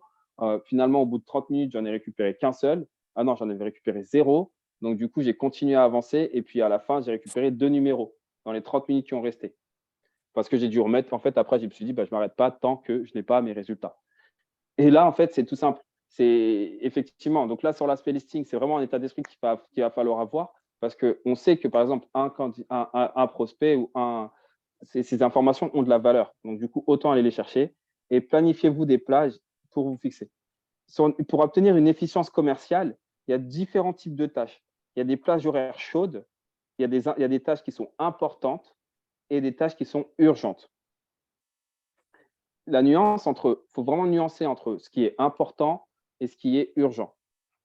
Du coup, par exemple, et derrière, on a différentes pages horaires, plages horaires et des horaires sur lesquels chaudes, c'est-à-dire des personnes qui seront vraiment disponibles, et des plages horaires froides, c'est-à-dire les personnes, elles seront moins disponibles. Ce qui est évident à travers les plages, donc par exemple entre 8h et 9h30, c'est des plages horaires. Hop. Est-ce que vous m'entendez? Oui. Donc, c'est des plages horaires. Merci. C'est des plages horaires. Donc, du coup, c'est des exemples de tâches, des calls de prospection. Donc, du coup, sur par exemple, on va commencer une journée type à 8h, répondre aux emails, les reporting. Donc, ça, c'est des tâches qui sont urgentes. Parce que répondre aux emails, forcément, avec de la réactivité, ça va permettre du coup de… Est-ce que vous pouvez couper vos micros, s'il vous plaît? Merci. Répondre aux emails, juste couper les micros, s'il vous plaît, parce que merci. Répondre aux différents emails, faire des reportings, donc du coup, réaliser et envoyer ses propositions. Si vous avez dit, voilà, entre 8h et 9h30, réaliser son tableau de bord, donc mettre à jour les différents chiffres, les différents éléments, les prospects que vous avez eus, etc. Et ça, vous pouvez le faire à plusieurs reprises dans la journée. Réfléchir à sa stratégie. Donc aujourd'hui, voilà, qu'est-ce que je veux faire? Nettoyer des listes. Dire, ah oui, là, j'en ai contacté tant, ça y est, eux, je les ai contactés, ils sont froids, ils ne fonctionnent plus, etc., etc. Donc, du coup, voilà, de nettoyer les listes pour faire en sorte d'avoir uniquement des prospects qualifiés et qualitatifs. Relance de closing. Des personnes avec lesquelles, du coup, voilà, on doit les rappeler on essaie de les rappeler entre 8h et 9h30, entre 11h30 et 13h30, après 18h. Et pareil pour les relances de prospection. Donc ça, c'est entre les horaires où les gens sont plus ou moins un petit peu disponibles, du coup, font certaines activités. Sont disponibles ou pas, mais ça dépend. Donc, c'est vraiment une idée, c'est non exhaustive, c'est vraiment une recommandation, une suggestion. Mais ce qui est important à prendre en compte, c'est pour être efficient commercialement, voici le type d'action à mettre en place au quotidien. Dans les tâches importantes sur les horaires chaudes, du coup, sur les plages horaires chaudes, donc notamment de 9h30 à 11h30. Donc là, par exemple, ce serait plus, là justement, c'est pour ça qu'on va modifier complètement nos horaires de coaching. On ne fera plus de coaching à 9h, mais on fera uniquement après 18h. Okay, on ne fera plus de coaching le matin parce que là, en fait, on est en train de perdre du temps. On perd. Là, je suis au téléphone avec vous, mais vous n'êtes pas en train de vendre. Donc, du coup, je perds du temps. Tout le monde perd. Vous voyez que mon téléphone, au même temps que je suis au téléphone avec vous, j'ai mon téléphone qui n'arrête pas de sonner. J'ai dû recevoir 5-6 appels depuis ce matin. Donc, on perd de l'argent. Donc là, je ne le ferai plus. On ne fera que les rendez-vous, les coachings à partir de 18h. Les calls de prospection. Donc là, vraiment, voilà, c'est les plages horaires chaudes. Call de closing aussi pour clôturer nos deals. Chasser, scraper le top 50. Donc, en fait, on va identifier, par exemple, chaque jour, on va identifier une cinquantaine de prospects et on va soit les travailler, les contacter. Et ça fait 50 de prospects à contacter. Ça va nous mettre 2-3 heures à les contacter maximum. Mais au moins, on a contacté 50 prospects et sur les 50 prospects, du coup, l'idée, c'est d'avoir une ou deux ventes. Si vous faites 2 sessions de cette manière-là, une le matin, une l'après-midi, du coup, forcément, vous allez avoir des résultats qui vont rapidement arriver sur vos performances. Donc, scraper des listes, c'est trouver des moyens, justement, des manières et méthodes pour obtenir et avoir des listes. Donc, on a pu voir différentes méthodes, différentes stratégies qui sont présentes sur la formation et d'autres également. Il en existe plusieurs. Shooter des séquences, donc c'est-à-dire envoyer des emails de prospection, prendre des rendez-vous clients et faire des relances de closing et des relances de prospection. Quand je parle rendez-vous clients, c'est du closing tout simplement. Prendre des rendez-vous avec des clients ou tout simplement faire des calls de closing. Donc, tous les moments sont bons pour relancer. Si vous pensez à un prospect et qu'il est minuit, envoyez-lui un message. Comme ça, après, vous n'y pensez plus. Ou en tout cas, vous configurez l'email pour qu'il puisse partir à 8 heures ou à 9 heures ou à 10 heures. D'accord? Si vous pensez à quelqu'un, tous les moments sont bons pour relancer. N'oubliez jamais de relancer parce que l'argent est dans le suivi. Donc là, c'est un exemple d'agenda. Okay, c'est un exemple d'agenda. Fixez-vous des plages horaires uniformes. Ne remplacez pas l'important par l'urgent. Préparez à l'avance une source de prospection et un objectif de volume. Par exemple, voilà, ça peut être sur une première journée, un lundi, on commence sur du scrapping, on nettoie les listes, on rappelle les personnes qui ont cliqué sur l'email, on répond aux différents emails, on fait une première session d'appel. Donc, de 2 heures à 3 heures, on fait une première session d'appel à froid, par exemple. De 15 heures à 16 heures, on va faire des appels à chaud. La troisième session, on leur fait jusqu'à 17 heures. Ensuite, on met en place des automatisations, etc. Des automatisations sur LinkedIn et à la fin, on finit sur des tâches administratives. Donc ça, c'est un exemple de journée. D'accord? Vous allez avoir ce template, vous pourrez configurer votre propre Google Agenda sur ces méthodes-là. Et entre-temps, ne remplacez pas l'important par l'urgent. D'accord? Comme je le revois ici, qu'est-ce qui est important? Important, on a les calls de closing, on a les calls de prospection. OK? Si je vous mets ou si vous avez un rendez-vous client, ça devient une tâche importante. D'accord? Et si le rendez-vous client il est dans 3 heures, dans 4 heures, etc., ça devient une tâche importante, urgente. OK? Le plus important, c'est d'encaisser. Ensuite, on va mettre et tout part de là. Tout part de comment est-ce qu'on fait pour encaisser. Et ensuite, de là, on découle toutes les différentes stratégies. Que ce soit des appels, de chasser de la prospection, que ce soit des rendez-vous, que ce soit des relances, tout ça, ce sont des réponses pour encaisser. D'accord? Et c'est ce que vous devez garder en tête en tant que sales, en tant que business développeur.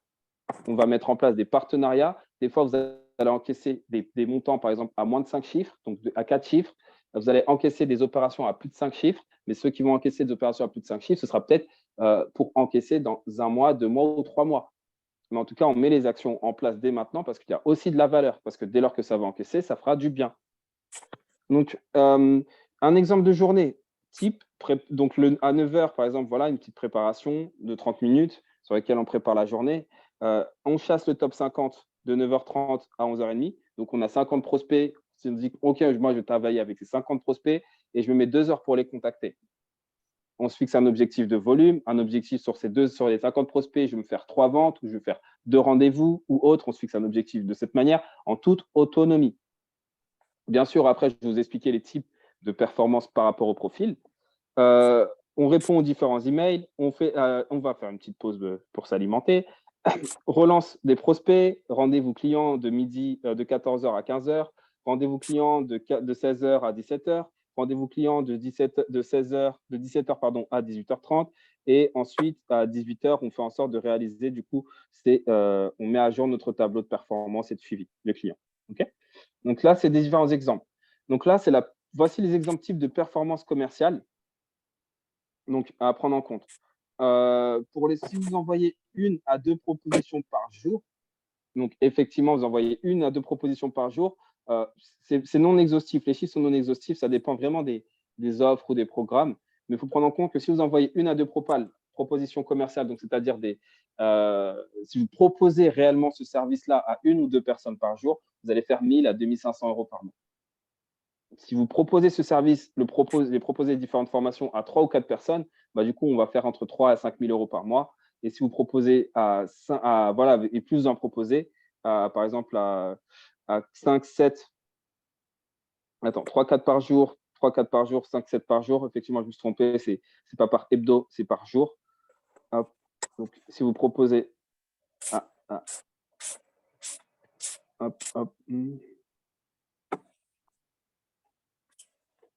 Je reviens dessus, voilà.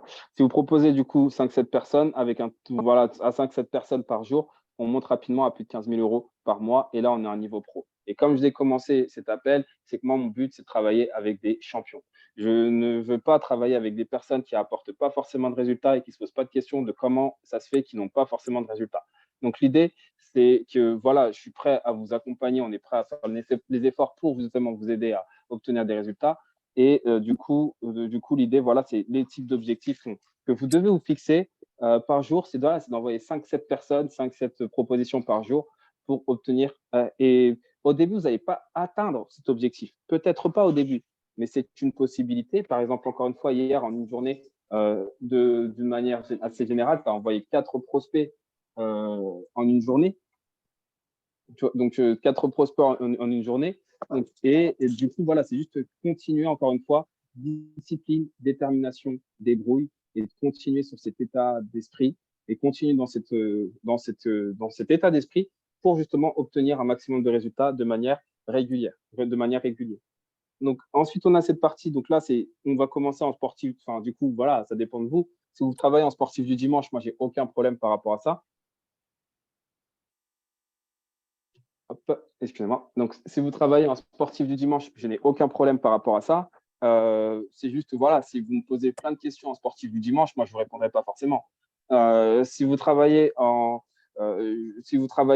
semi-pro, oui, je vous accompagne à passer en niveau pro. Et si vous êtes en niveau pro, bah là, vous serez dans mon cercle intime et on parlera tout le temps pour justement développer et aller chercher encore plus de performance.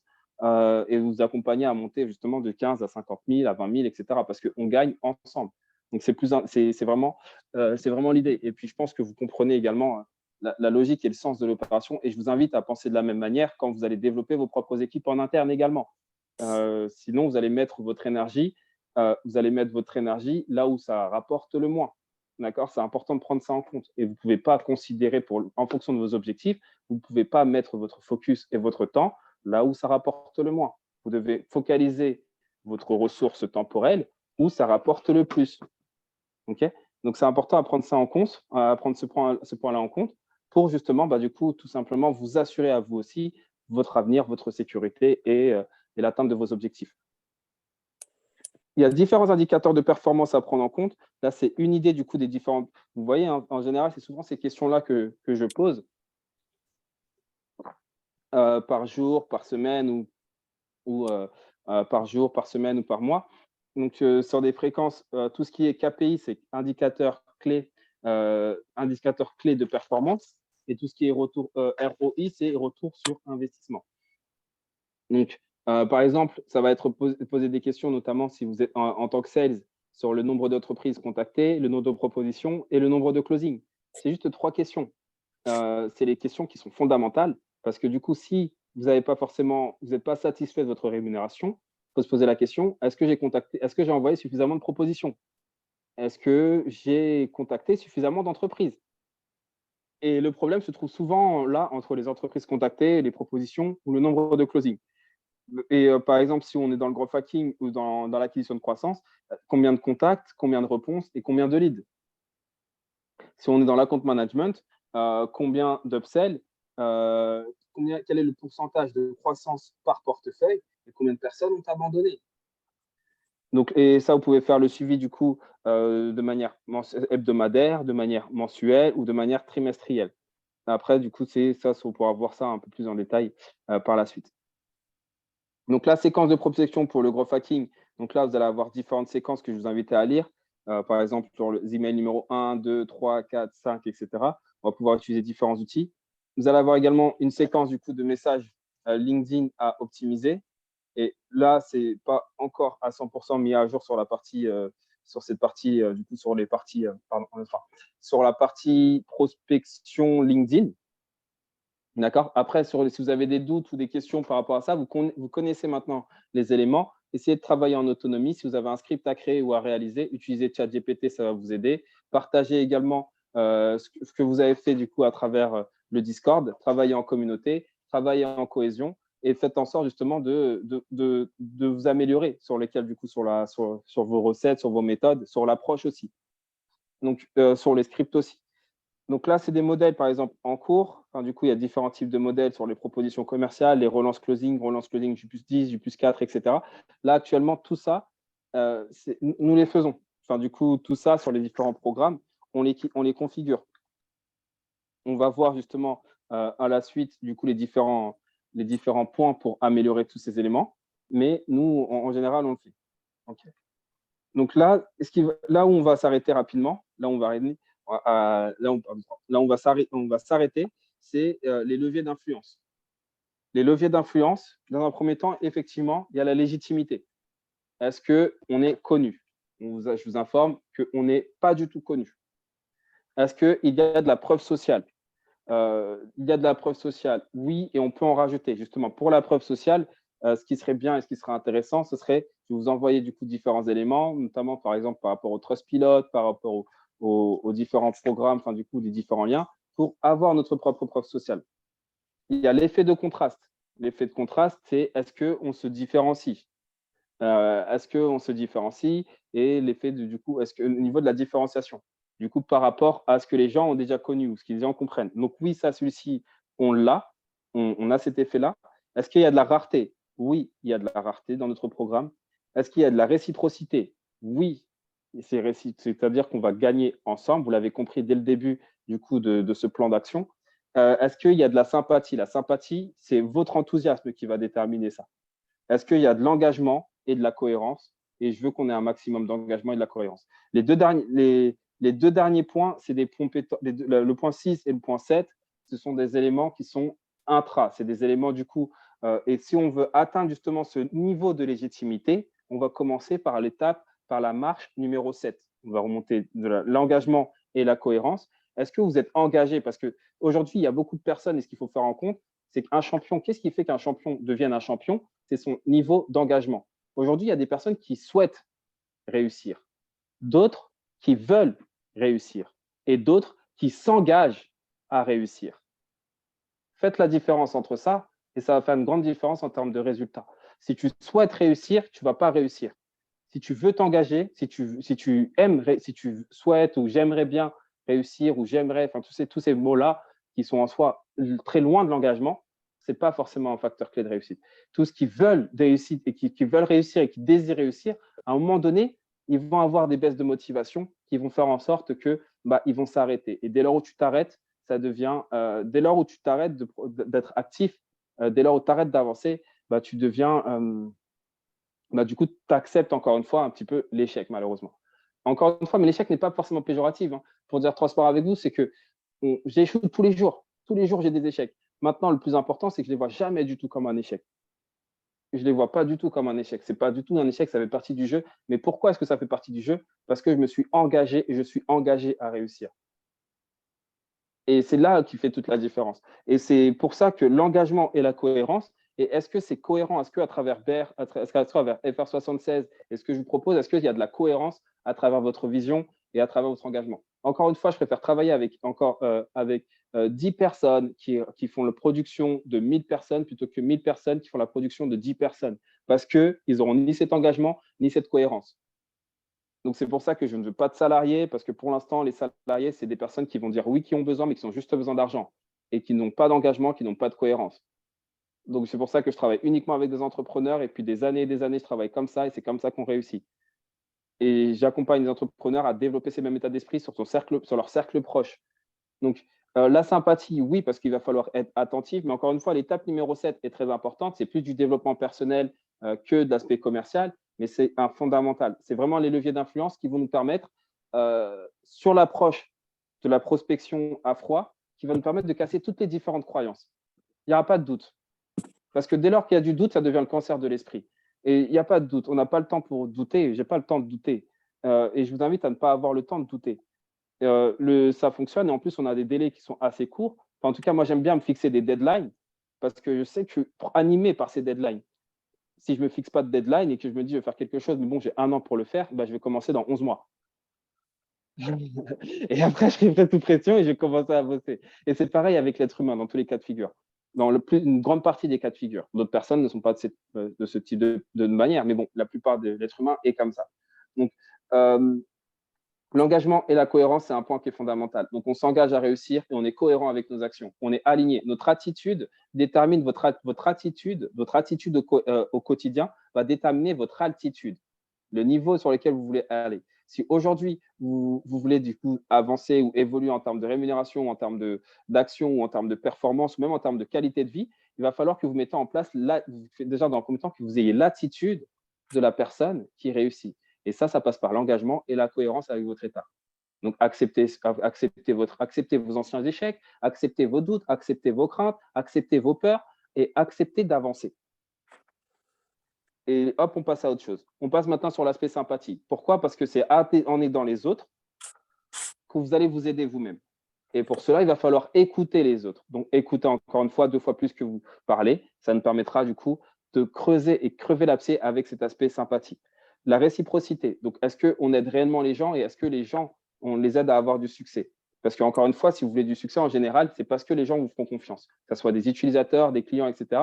Et c'est parce qu'ils ont quelque chose à gagner. Et est-ce que nos prospects ont quelque chose à gagner? Oui. Est-ce que notre offre est rare? Effectivement, quand on est sur des positionnements sur lesquels il y a 70% des personnes qui ne connaissent ni data ni dev les informations qu'on a à leur communiquer, mais pourtant qui vont réellement les aider, effectivement, on est sur un aspect de rareté important. L'effet de contraste, c'est validé. La preuve sociale, elle se fait au fur et à mesure.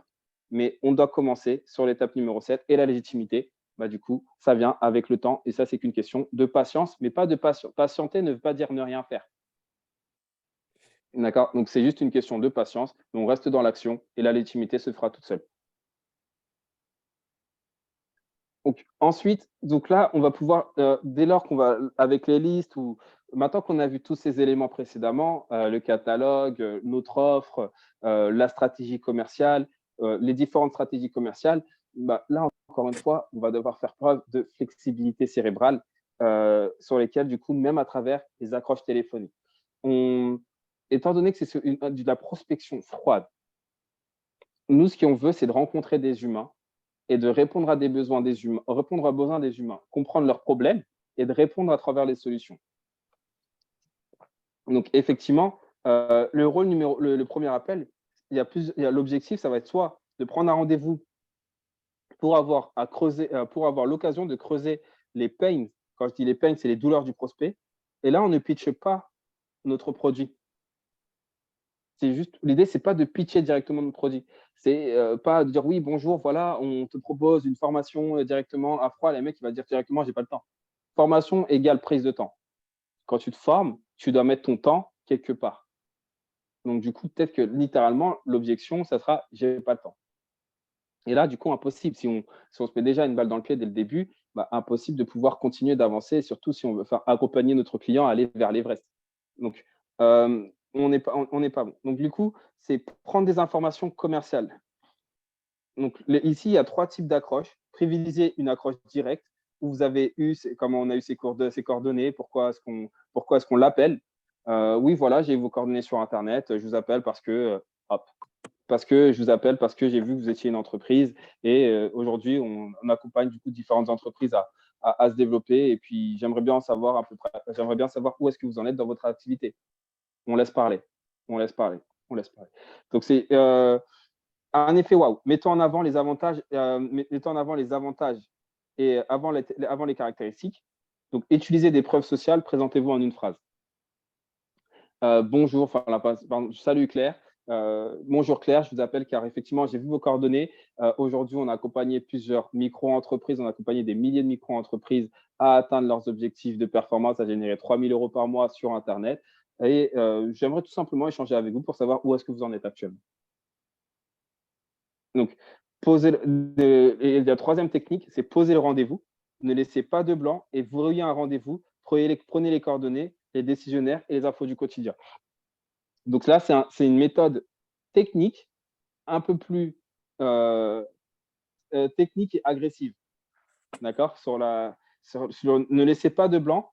La méthode, du coup, de ne pas laisser de blanc et de prendre des rendez-vous de cette manière, ça fonctionne. Des fois, sous intuition, vous allez le faire et ça va très bien fonctionner. D'accord? Cette méthode-là, c'est une méthode, du coup, qui implique rapidement. Donc, attends, hop, je reviens dessus. Donc, c'est une méthode du coup qui va impliquer du coup d'aller chercher des résultats immédiats, mais ça peut fonctionner. Ça peut fonctionner. Je vais vous montrer un petit exemple juste après. Il y a quelques exemples que j'ai pris en termes d'accroche téléphonique. Le seul script qui est important à prendre en compte, c'est l'accroche. Après, je vous invite à ne pas passer des heures et des heures au téléphone si ce n'est pas le bon prospect. Si on sent qu'il n'est pas motivé, etc. OK, next, c'est pas grave. Écoutez, je vous rappellerai pas. Et puis, dommage, tant pis pour vous. Et amusez-vous, s'il vous plaît, amusez-vous. Je vous promets que lorsque je suis dans des phases comme ça, la meilleure chose que je fais, c'est de m'amuser. S'il faut que je déconne, je me fais passer pour quelqu'un d'autre. Si vous avez plusieurs types de personnalités, amusez-vous à prendre la personnalité que vous voulez. Mais voilà, n'hésitez, amusez-vous. Prenez plaisir à échanger avec les gens et vous allez voir que vous allez apprendre énormément de choses avec eux. Donc, le mindset à avoir, ce n'est ne penser qu'à l'objectif final. Prendre un rendez-vous ou prendre son numéro d'identifiant Pôle emploi, par exemple, ou ne penser qu'à un seul objectif. Vous êtes comme un chercheur d'or à la recherche de sa pépite. Et le second point, c'est 50% des business développeurs arrêtent au bout de 3 relances. Soyez persévérants et sûrs de vous. Organisez-vous, automatisez et ayez confiance en votre stratégie. Ayez confiance en la stratégie. Ce qui fait que les gens échouent, c'est qu'ils n'ont pas confiance en la stratégie, même si des fois, il y a des stratégies qui sont simples, qui fonctionnent, mais comme les gens n'ont pas confiance en eux, ils ne le font pas. Et ils voient d'autres réussir, mais comme c'est trop simple pour eux, ils ne le font pas. Ils n'ont pas confiance en la simplicité. Et je vous promets qu'à travers plusieurs succès commerciaux, je vous promets que des fois, les choses simples sont celles qui fonctionnent le mieux. Donc, c'est pas tout le temps. Des fois, il faut un peu plus chauffer les prospects, etc. Mais à travers de la simplicité, on a aussi du résultat. Donc, vraiment, franchement, ayez confiance en votre stratégie, ayez confiance en vos actions, ayez confiance, avant d'avoir confiance en la stratégie, aux actions, aux produits, à la formation, ayez confiance en vous et gardez votre état d'esprit au top du top de la performance parce que vous êtes un véritable champion. Voici les exemples. Voici du coup, c'est des exemples d'accroche. D'accord? C'est vraiment des exemples d'accroche. Ça n'a rien d'exhaustif. Encore une fois, c'est comme par exemple avec les scripts, etc. C'est présent pour briser la glace, mais ça n'a rien d'exhaustif. Vous vous adaptez, vous sautez au feeling. Voilà, vous adaptez-vous. Si vous avez besoin de la trame, vous respectez la trame. Mais encore une fois, ça va être l'énergie c'est l'énergie qu'on va émaner à travers cela qui va nous permettre du coup d'avoir le retour, des véritables retours. Juste, je suis en train de voir que… OK. Donc là, je vais vous faire quelques modifications, mais en tout cas, voilà, c'est ce type d'exemple. Bonjour, par exemple, sur une accroche.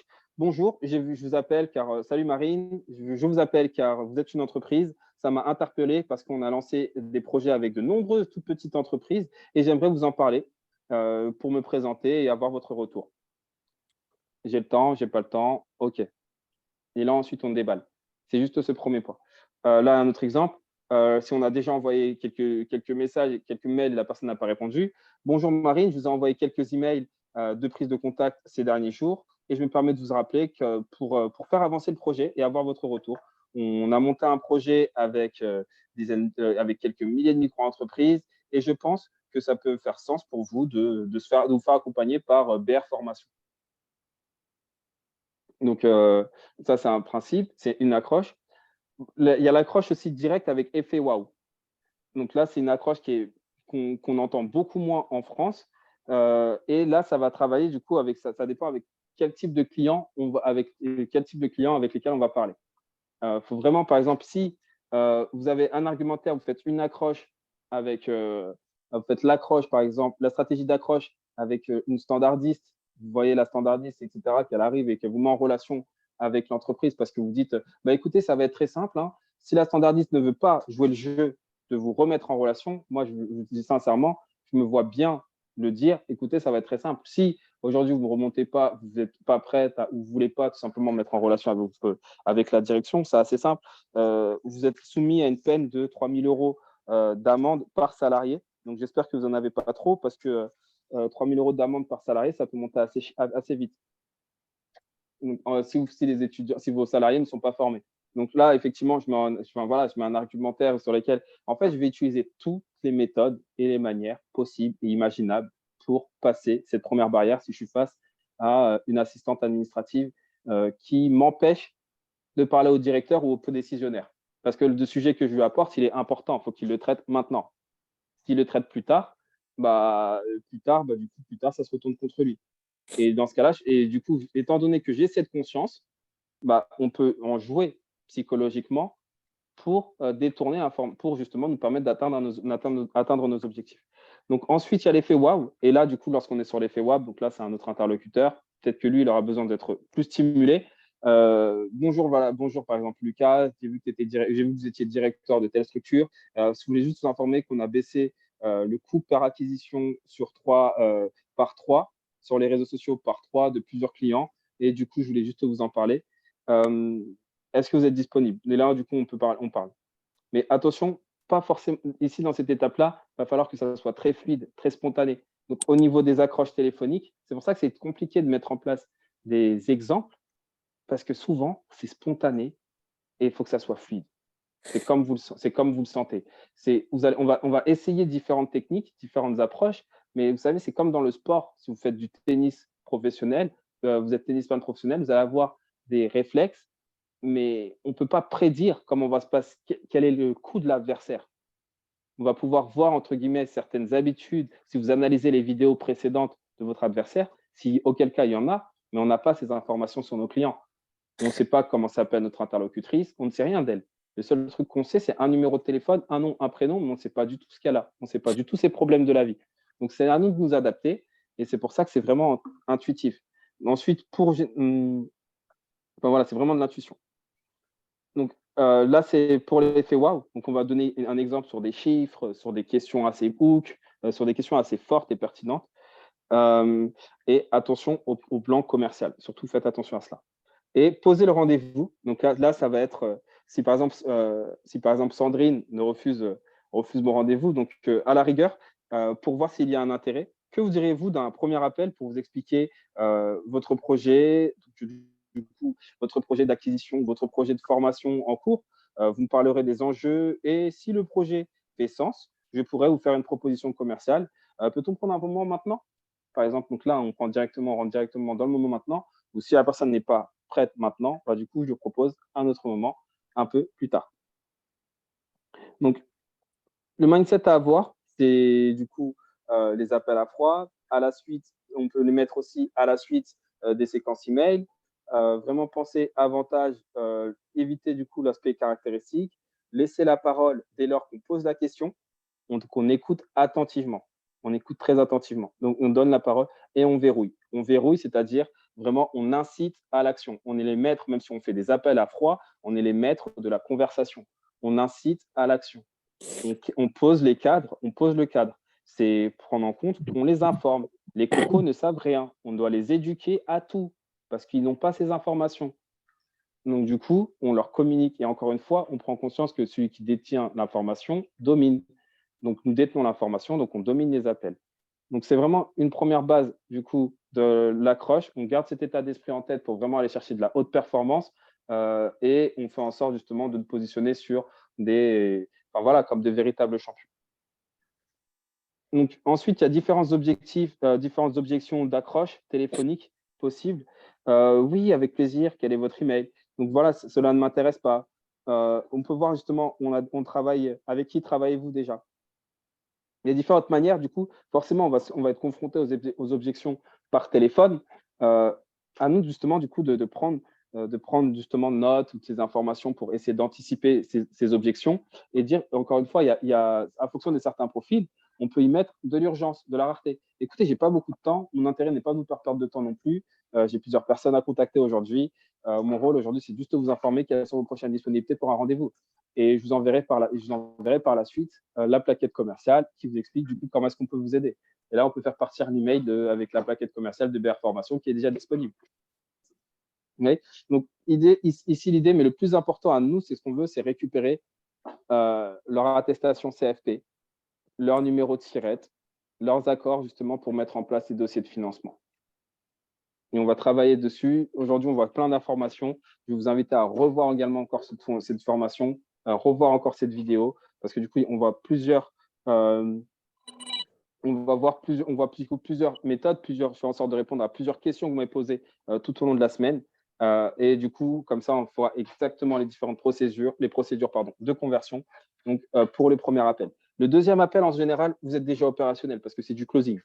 Le deuxième appel, vous connaissez déjà les méthodes, c'est du closing. Donc, le premier appel, c'est de l'appel de prospection, c'est de l'appel de découverte et la découverte des besoins. Donc, objectif, creuser et comprendre les pain points, donc notamment les douleurs, pour qualifier un projet et anticiper les objections. C'est pour ça qu'on développe justement, on développe du coup, dans un premier temps, on fait en sorte de poser les questions pour comprendre les douleurs et anticiper les objections. On anticipe les objections. On ne se retrouve pas à la fin de l'appel en disant « Oh mince, je n'avais pas prévu cette objection ».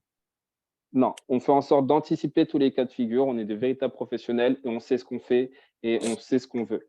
Et on connaît, on a conscience du coup de la nature humaine qui est une simplicité à trouver des excuses. Donc, du coup, forcément, elle va trouver toutes les excuses nécessaires pour justement éviter de passer à l'action. Donc, on va lui mettre la pression psychologique à travers différents points de levier pour faire en sorte d'optimiser et d'améliorer la conversion. Donc, découvrez un grand compte, voilà, découverte, grand compte, méthode BizDev. Donc là, c'est si vous voulez aller et si vous allez du coup dans une méthode du coup de commercial grand compte. Donc là, c'est prenez des informations, permettre d'anticiper du coup, d'anticiper les questions de budget. Donc vraiment de comprendre. Donc là, effectivement, il n'y a pas cette question de budget en général. Donc c'est aussi l'avantage. Chercher les propositions commerciales des concurrents, qu'elles soient directes ou indirectes. Il faut savoir s'ils ont déjà suivi des formations, s'ils sont déjà sous des formations. Ça, c'est des questions qui sont primordiales et importantes. C'est vraiment des questions du coup qu'il va falloir identifier. Donc, identifier les compétiteurs. Donc, effectivement, chercher les propositions commerciales concurrentes, ils ont déjà suivi des formations hautes. Identifier la personne ou les personnes qui vont piloter et défendre notre solution en interne. Donc, c'est identifier si c'est par exemple, si des fois, si le directeur ne prend pas la décision, est-ce que ça va être son adjoint? Est-ce que ça va être l'assistance qui va défendre le dossier? Est-ce que c'est avec elle qu'on va être mis en relation? Et remonter et comprendre le processus de décision. Donc, qui est-ce qui décide et qui est-ce qui décide, qui est-ce qui paye, qui est-ce qui envoie les informations nécessaires. Exécuter le workflow, donc creuser le process de tous les pain points. Donc, vraiment creuser le process. Encore une fois, quand je parle de pain point, on parle de douleur, on parle de peine, tous ces éléments-là. Donc, on creuse le process et on va chercher justement toutes les douleurs. Qu'est-ce que ça lui fait de ne pas avoir des résultats? Quelle est sa douleur? Quel est le problème qu'il rencontre le plus? Est-ce que c'est du recrutement? Est-ce que c'est une partie RH? Qu'est-ce que c'est? Donc, chercher une date et V, la volonté, bien évidemment. Chercher une date de mise en place, projeter le prospect dans le projet. Bah, écoute, j'ai compris tes problèmes, j'ai compris tes douleurs, mais écoute, c'est excellent. Quand est-ce que toi, tu aimerais te lancer? Ok, c'est quand est-ce que tu sens prêt? Bah, s'il dit dès maintenant, ou dans une semaine, ou dans 2 semaines, dans 3 semaines, bah, parfait. Bah, dans 3 semaines, on va pouvoir commencer le programme de formation. Tu vas pouvoir avoir, et là, on répond à ces solutions. D'accord? On n'a pas besoin de rentrer dans la technique. C'est par exemple, s'il y a un problème de visibilité ou autre, ou un problème de management, ou que sais-je encore, bah, écoute, tu vas pouvoir avoir tous les outils, toutes les connaissances pour faire venir un maximum de prospects sur tes sites Internet ou dans ta boutique physique. Ou justement, éviter de… Il y a certains restaurateurs où leur douleur, c'est ils payent beaucoup de charges, ils payent beaucoup de frais par rapport à Uber Eats ou Deliveroo, par exemple. Bah, du coup, dans 2 mois ou 1 mois, ça, tu vas pouvoir avoir autant de clients que Uber Eats et Deliveroo sans payer les frais d'administration, etc. pour Deliveroo ou autre. Donc là, c'est un argumentaire. Du coup, vous allez avoir les différentes questions que vous pouvez poser en termes de script. Donc, qui sont vos clients? Comment les adressez-vous? Comment communiquez-vous?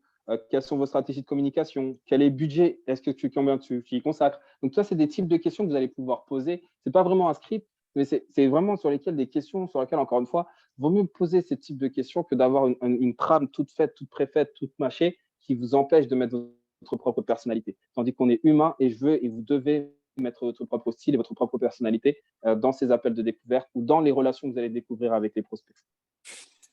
Donc là, ensuite, vous pouvez prendre justement une petite feuille où vous pouvez organiser. Au début, vous pouvez faire une petite trame. Donc ça, vous allez l'avoir. Vous avez ce document là, pour la plupart. Vous allez avoir une trame du coup que vous pouvez prendre sur feuille de papier ou autre et sur lesquelles vous allez pouvoir prendre quelques notes, notamment sur les questions ouvertes. Donc, les questions ouvertes, c'est comment est-ce que tu fais? Enfin, caractéristique, comment est-ce que tu fais pour un ami? Où, qui, quoi, combien, pourquoi? Et ce qui est important, c'est le pourquoi, pour creuser les pains. Donc, on utilise 3 fois pourquoi. 3 fois pourquoi, pourquoi, pourquoi. Donc, bien sûr, il nous fait une première réponse. On demande, ah, ok, excellent. Et pourquoi? Ah, ok, un ami. Et pourquoi? Ah, ok, patati. Et pourquoi? Juste, on pose la question du pourquoi. Ça peut rebondir, le mec peut parler pendant 1 ou 2 minutes en plus, mais on va avoir toutes les peines, toutes les douleurs. On connaît nos prospects par cœur. Et ensuite, MCS, je me suis trompé. Donc, en fait, effectivement, c'est par rapport au le MCS, je me suis trompé. Et ensuite, c'est définir les 3 douleurs les trois principales douleurs que nos prospects nous racontent.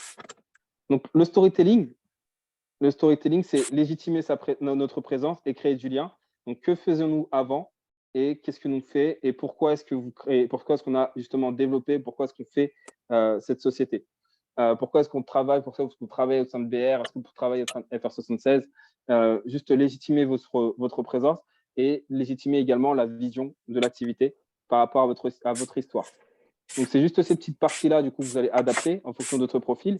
Et voilà. Et après, ça, c'est les différents outils que vous allez pouvoir utiliser, donc notamment email, G Suite, Agenda, Slack, etc. Sheet, enfin, du coup, tous les différents outils qu'on va pouvoir utiliser. Et ensuite, à partir de là, du coup, on va pouvoir, dans les différents outils, de toute façon, Cindy va faire un coaching spécialement par rapport à tout ce qui va être outils et comment est-ce qu'on transmet l'information, parce que c'est hyper important de transmettre les bonnes informations. C'est hyper important, du coup, de transmettre les bonnes informations.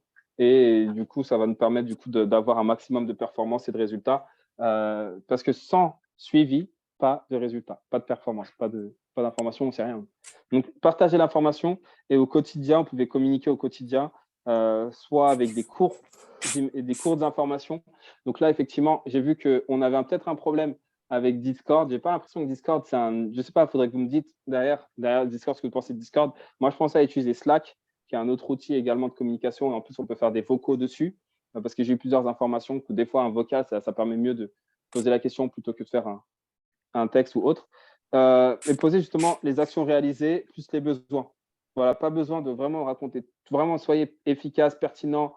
Voilà ce que vous avez fait, les différentes. Là, de toute façon, ça suit déjà le cours. Vous faites déjà actuellement, je le vois actuellement, que ce soit sur WhatsApp ou directement à travers le Discord.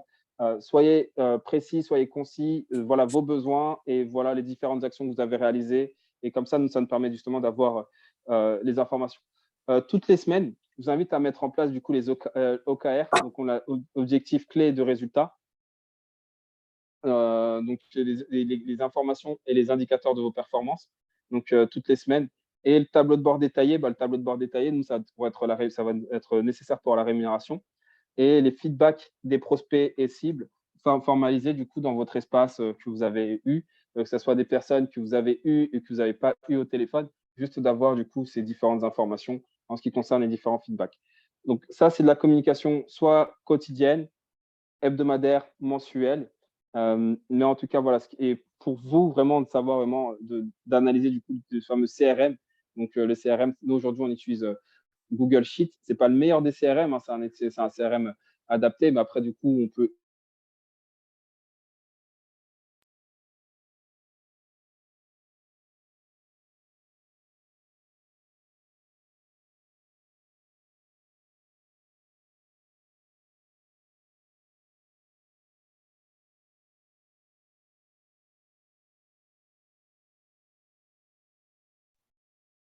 Allô, allô, allô? On Allô? n'entend plus rien. Ah ben, je crois que c'était moi. D'accord. Donc, Non, c'est non, qui, non, alors? j'entends plus rien non plus, moi. Ah, d'accord. Donc, c'est qui, alors? Il est dans des endroits à côté du congélateur. Quoi? J'ai peur qu'ils soient des bêtises.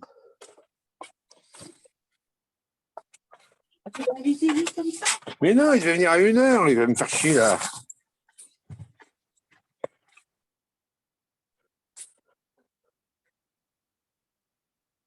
Ça marche plus, ce jeu.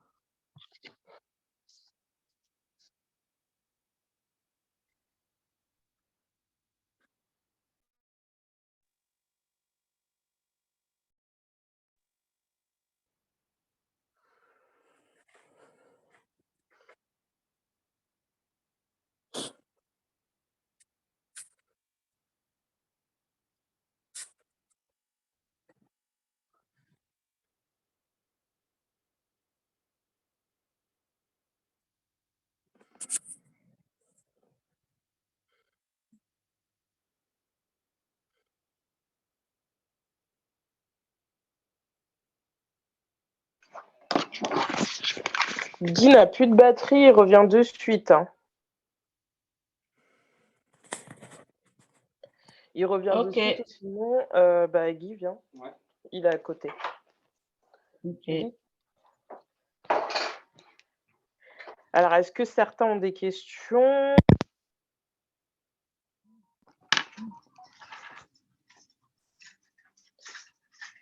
Est-ce que certains d'entre vous ont des questions? Pardon, oui.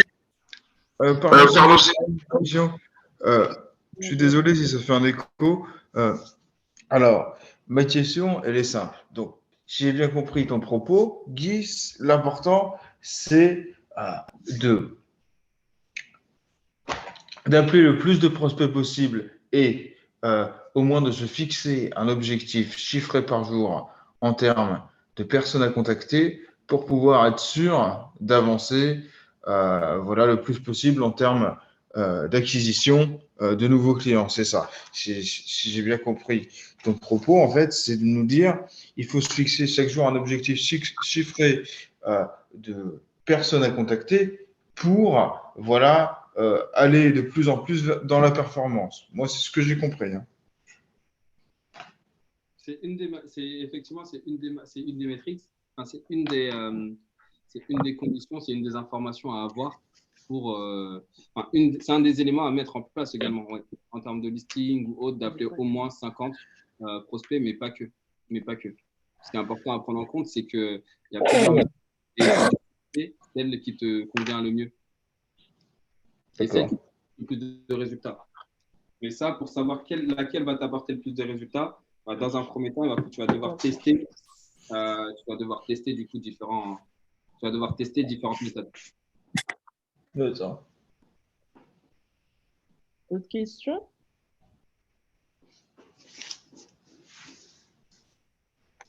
On a envoyé pas mal d'informations, ça peut être un peu lourd pour certains. Non, c'est en contrepartie de toutes les questions que vous m'avez posées surtout. Hein. Et oui, après, je pense que le contenu était quand même assez riche. Comme il a dit, en effet, donc il vous a donné à peu près les plages horaires chaudes et froides. Ça, c'était important de le souligner. Je vais profiter de cette petite aparté pour apporter aussi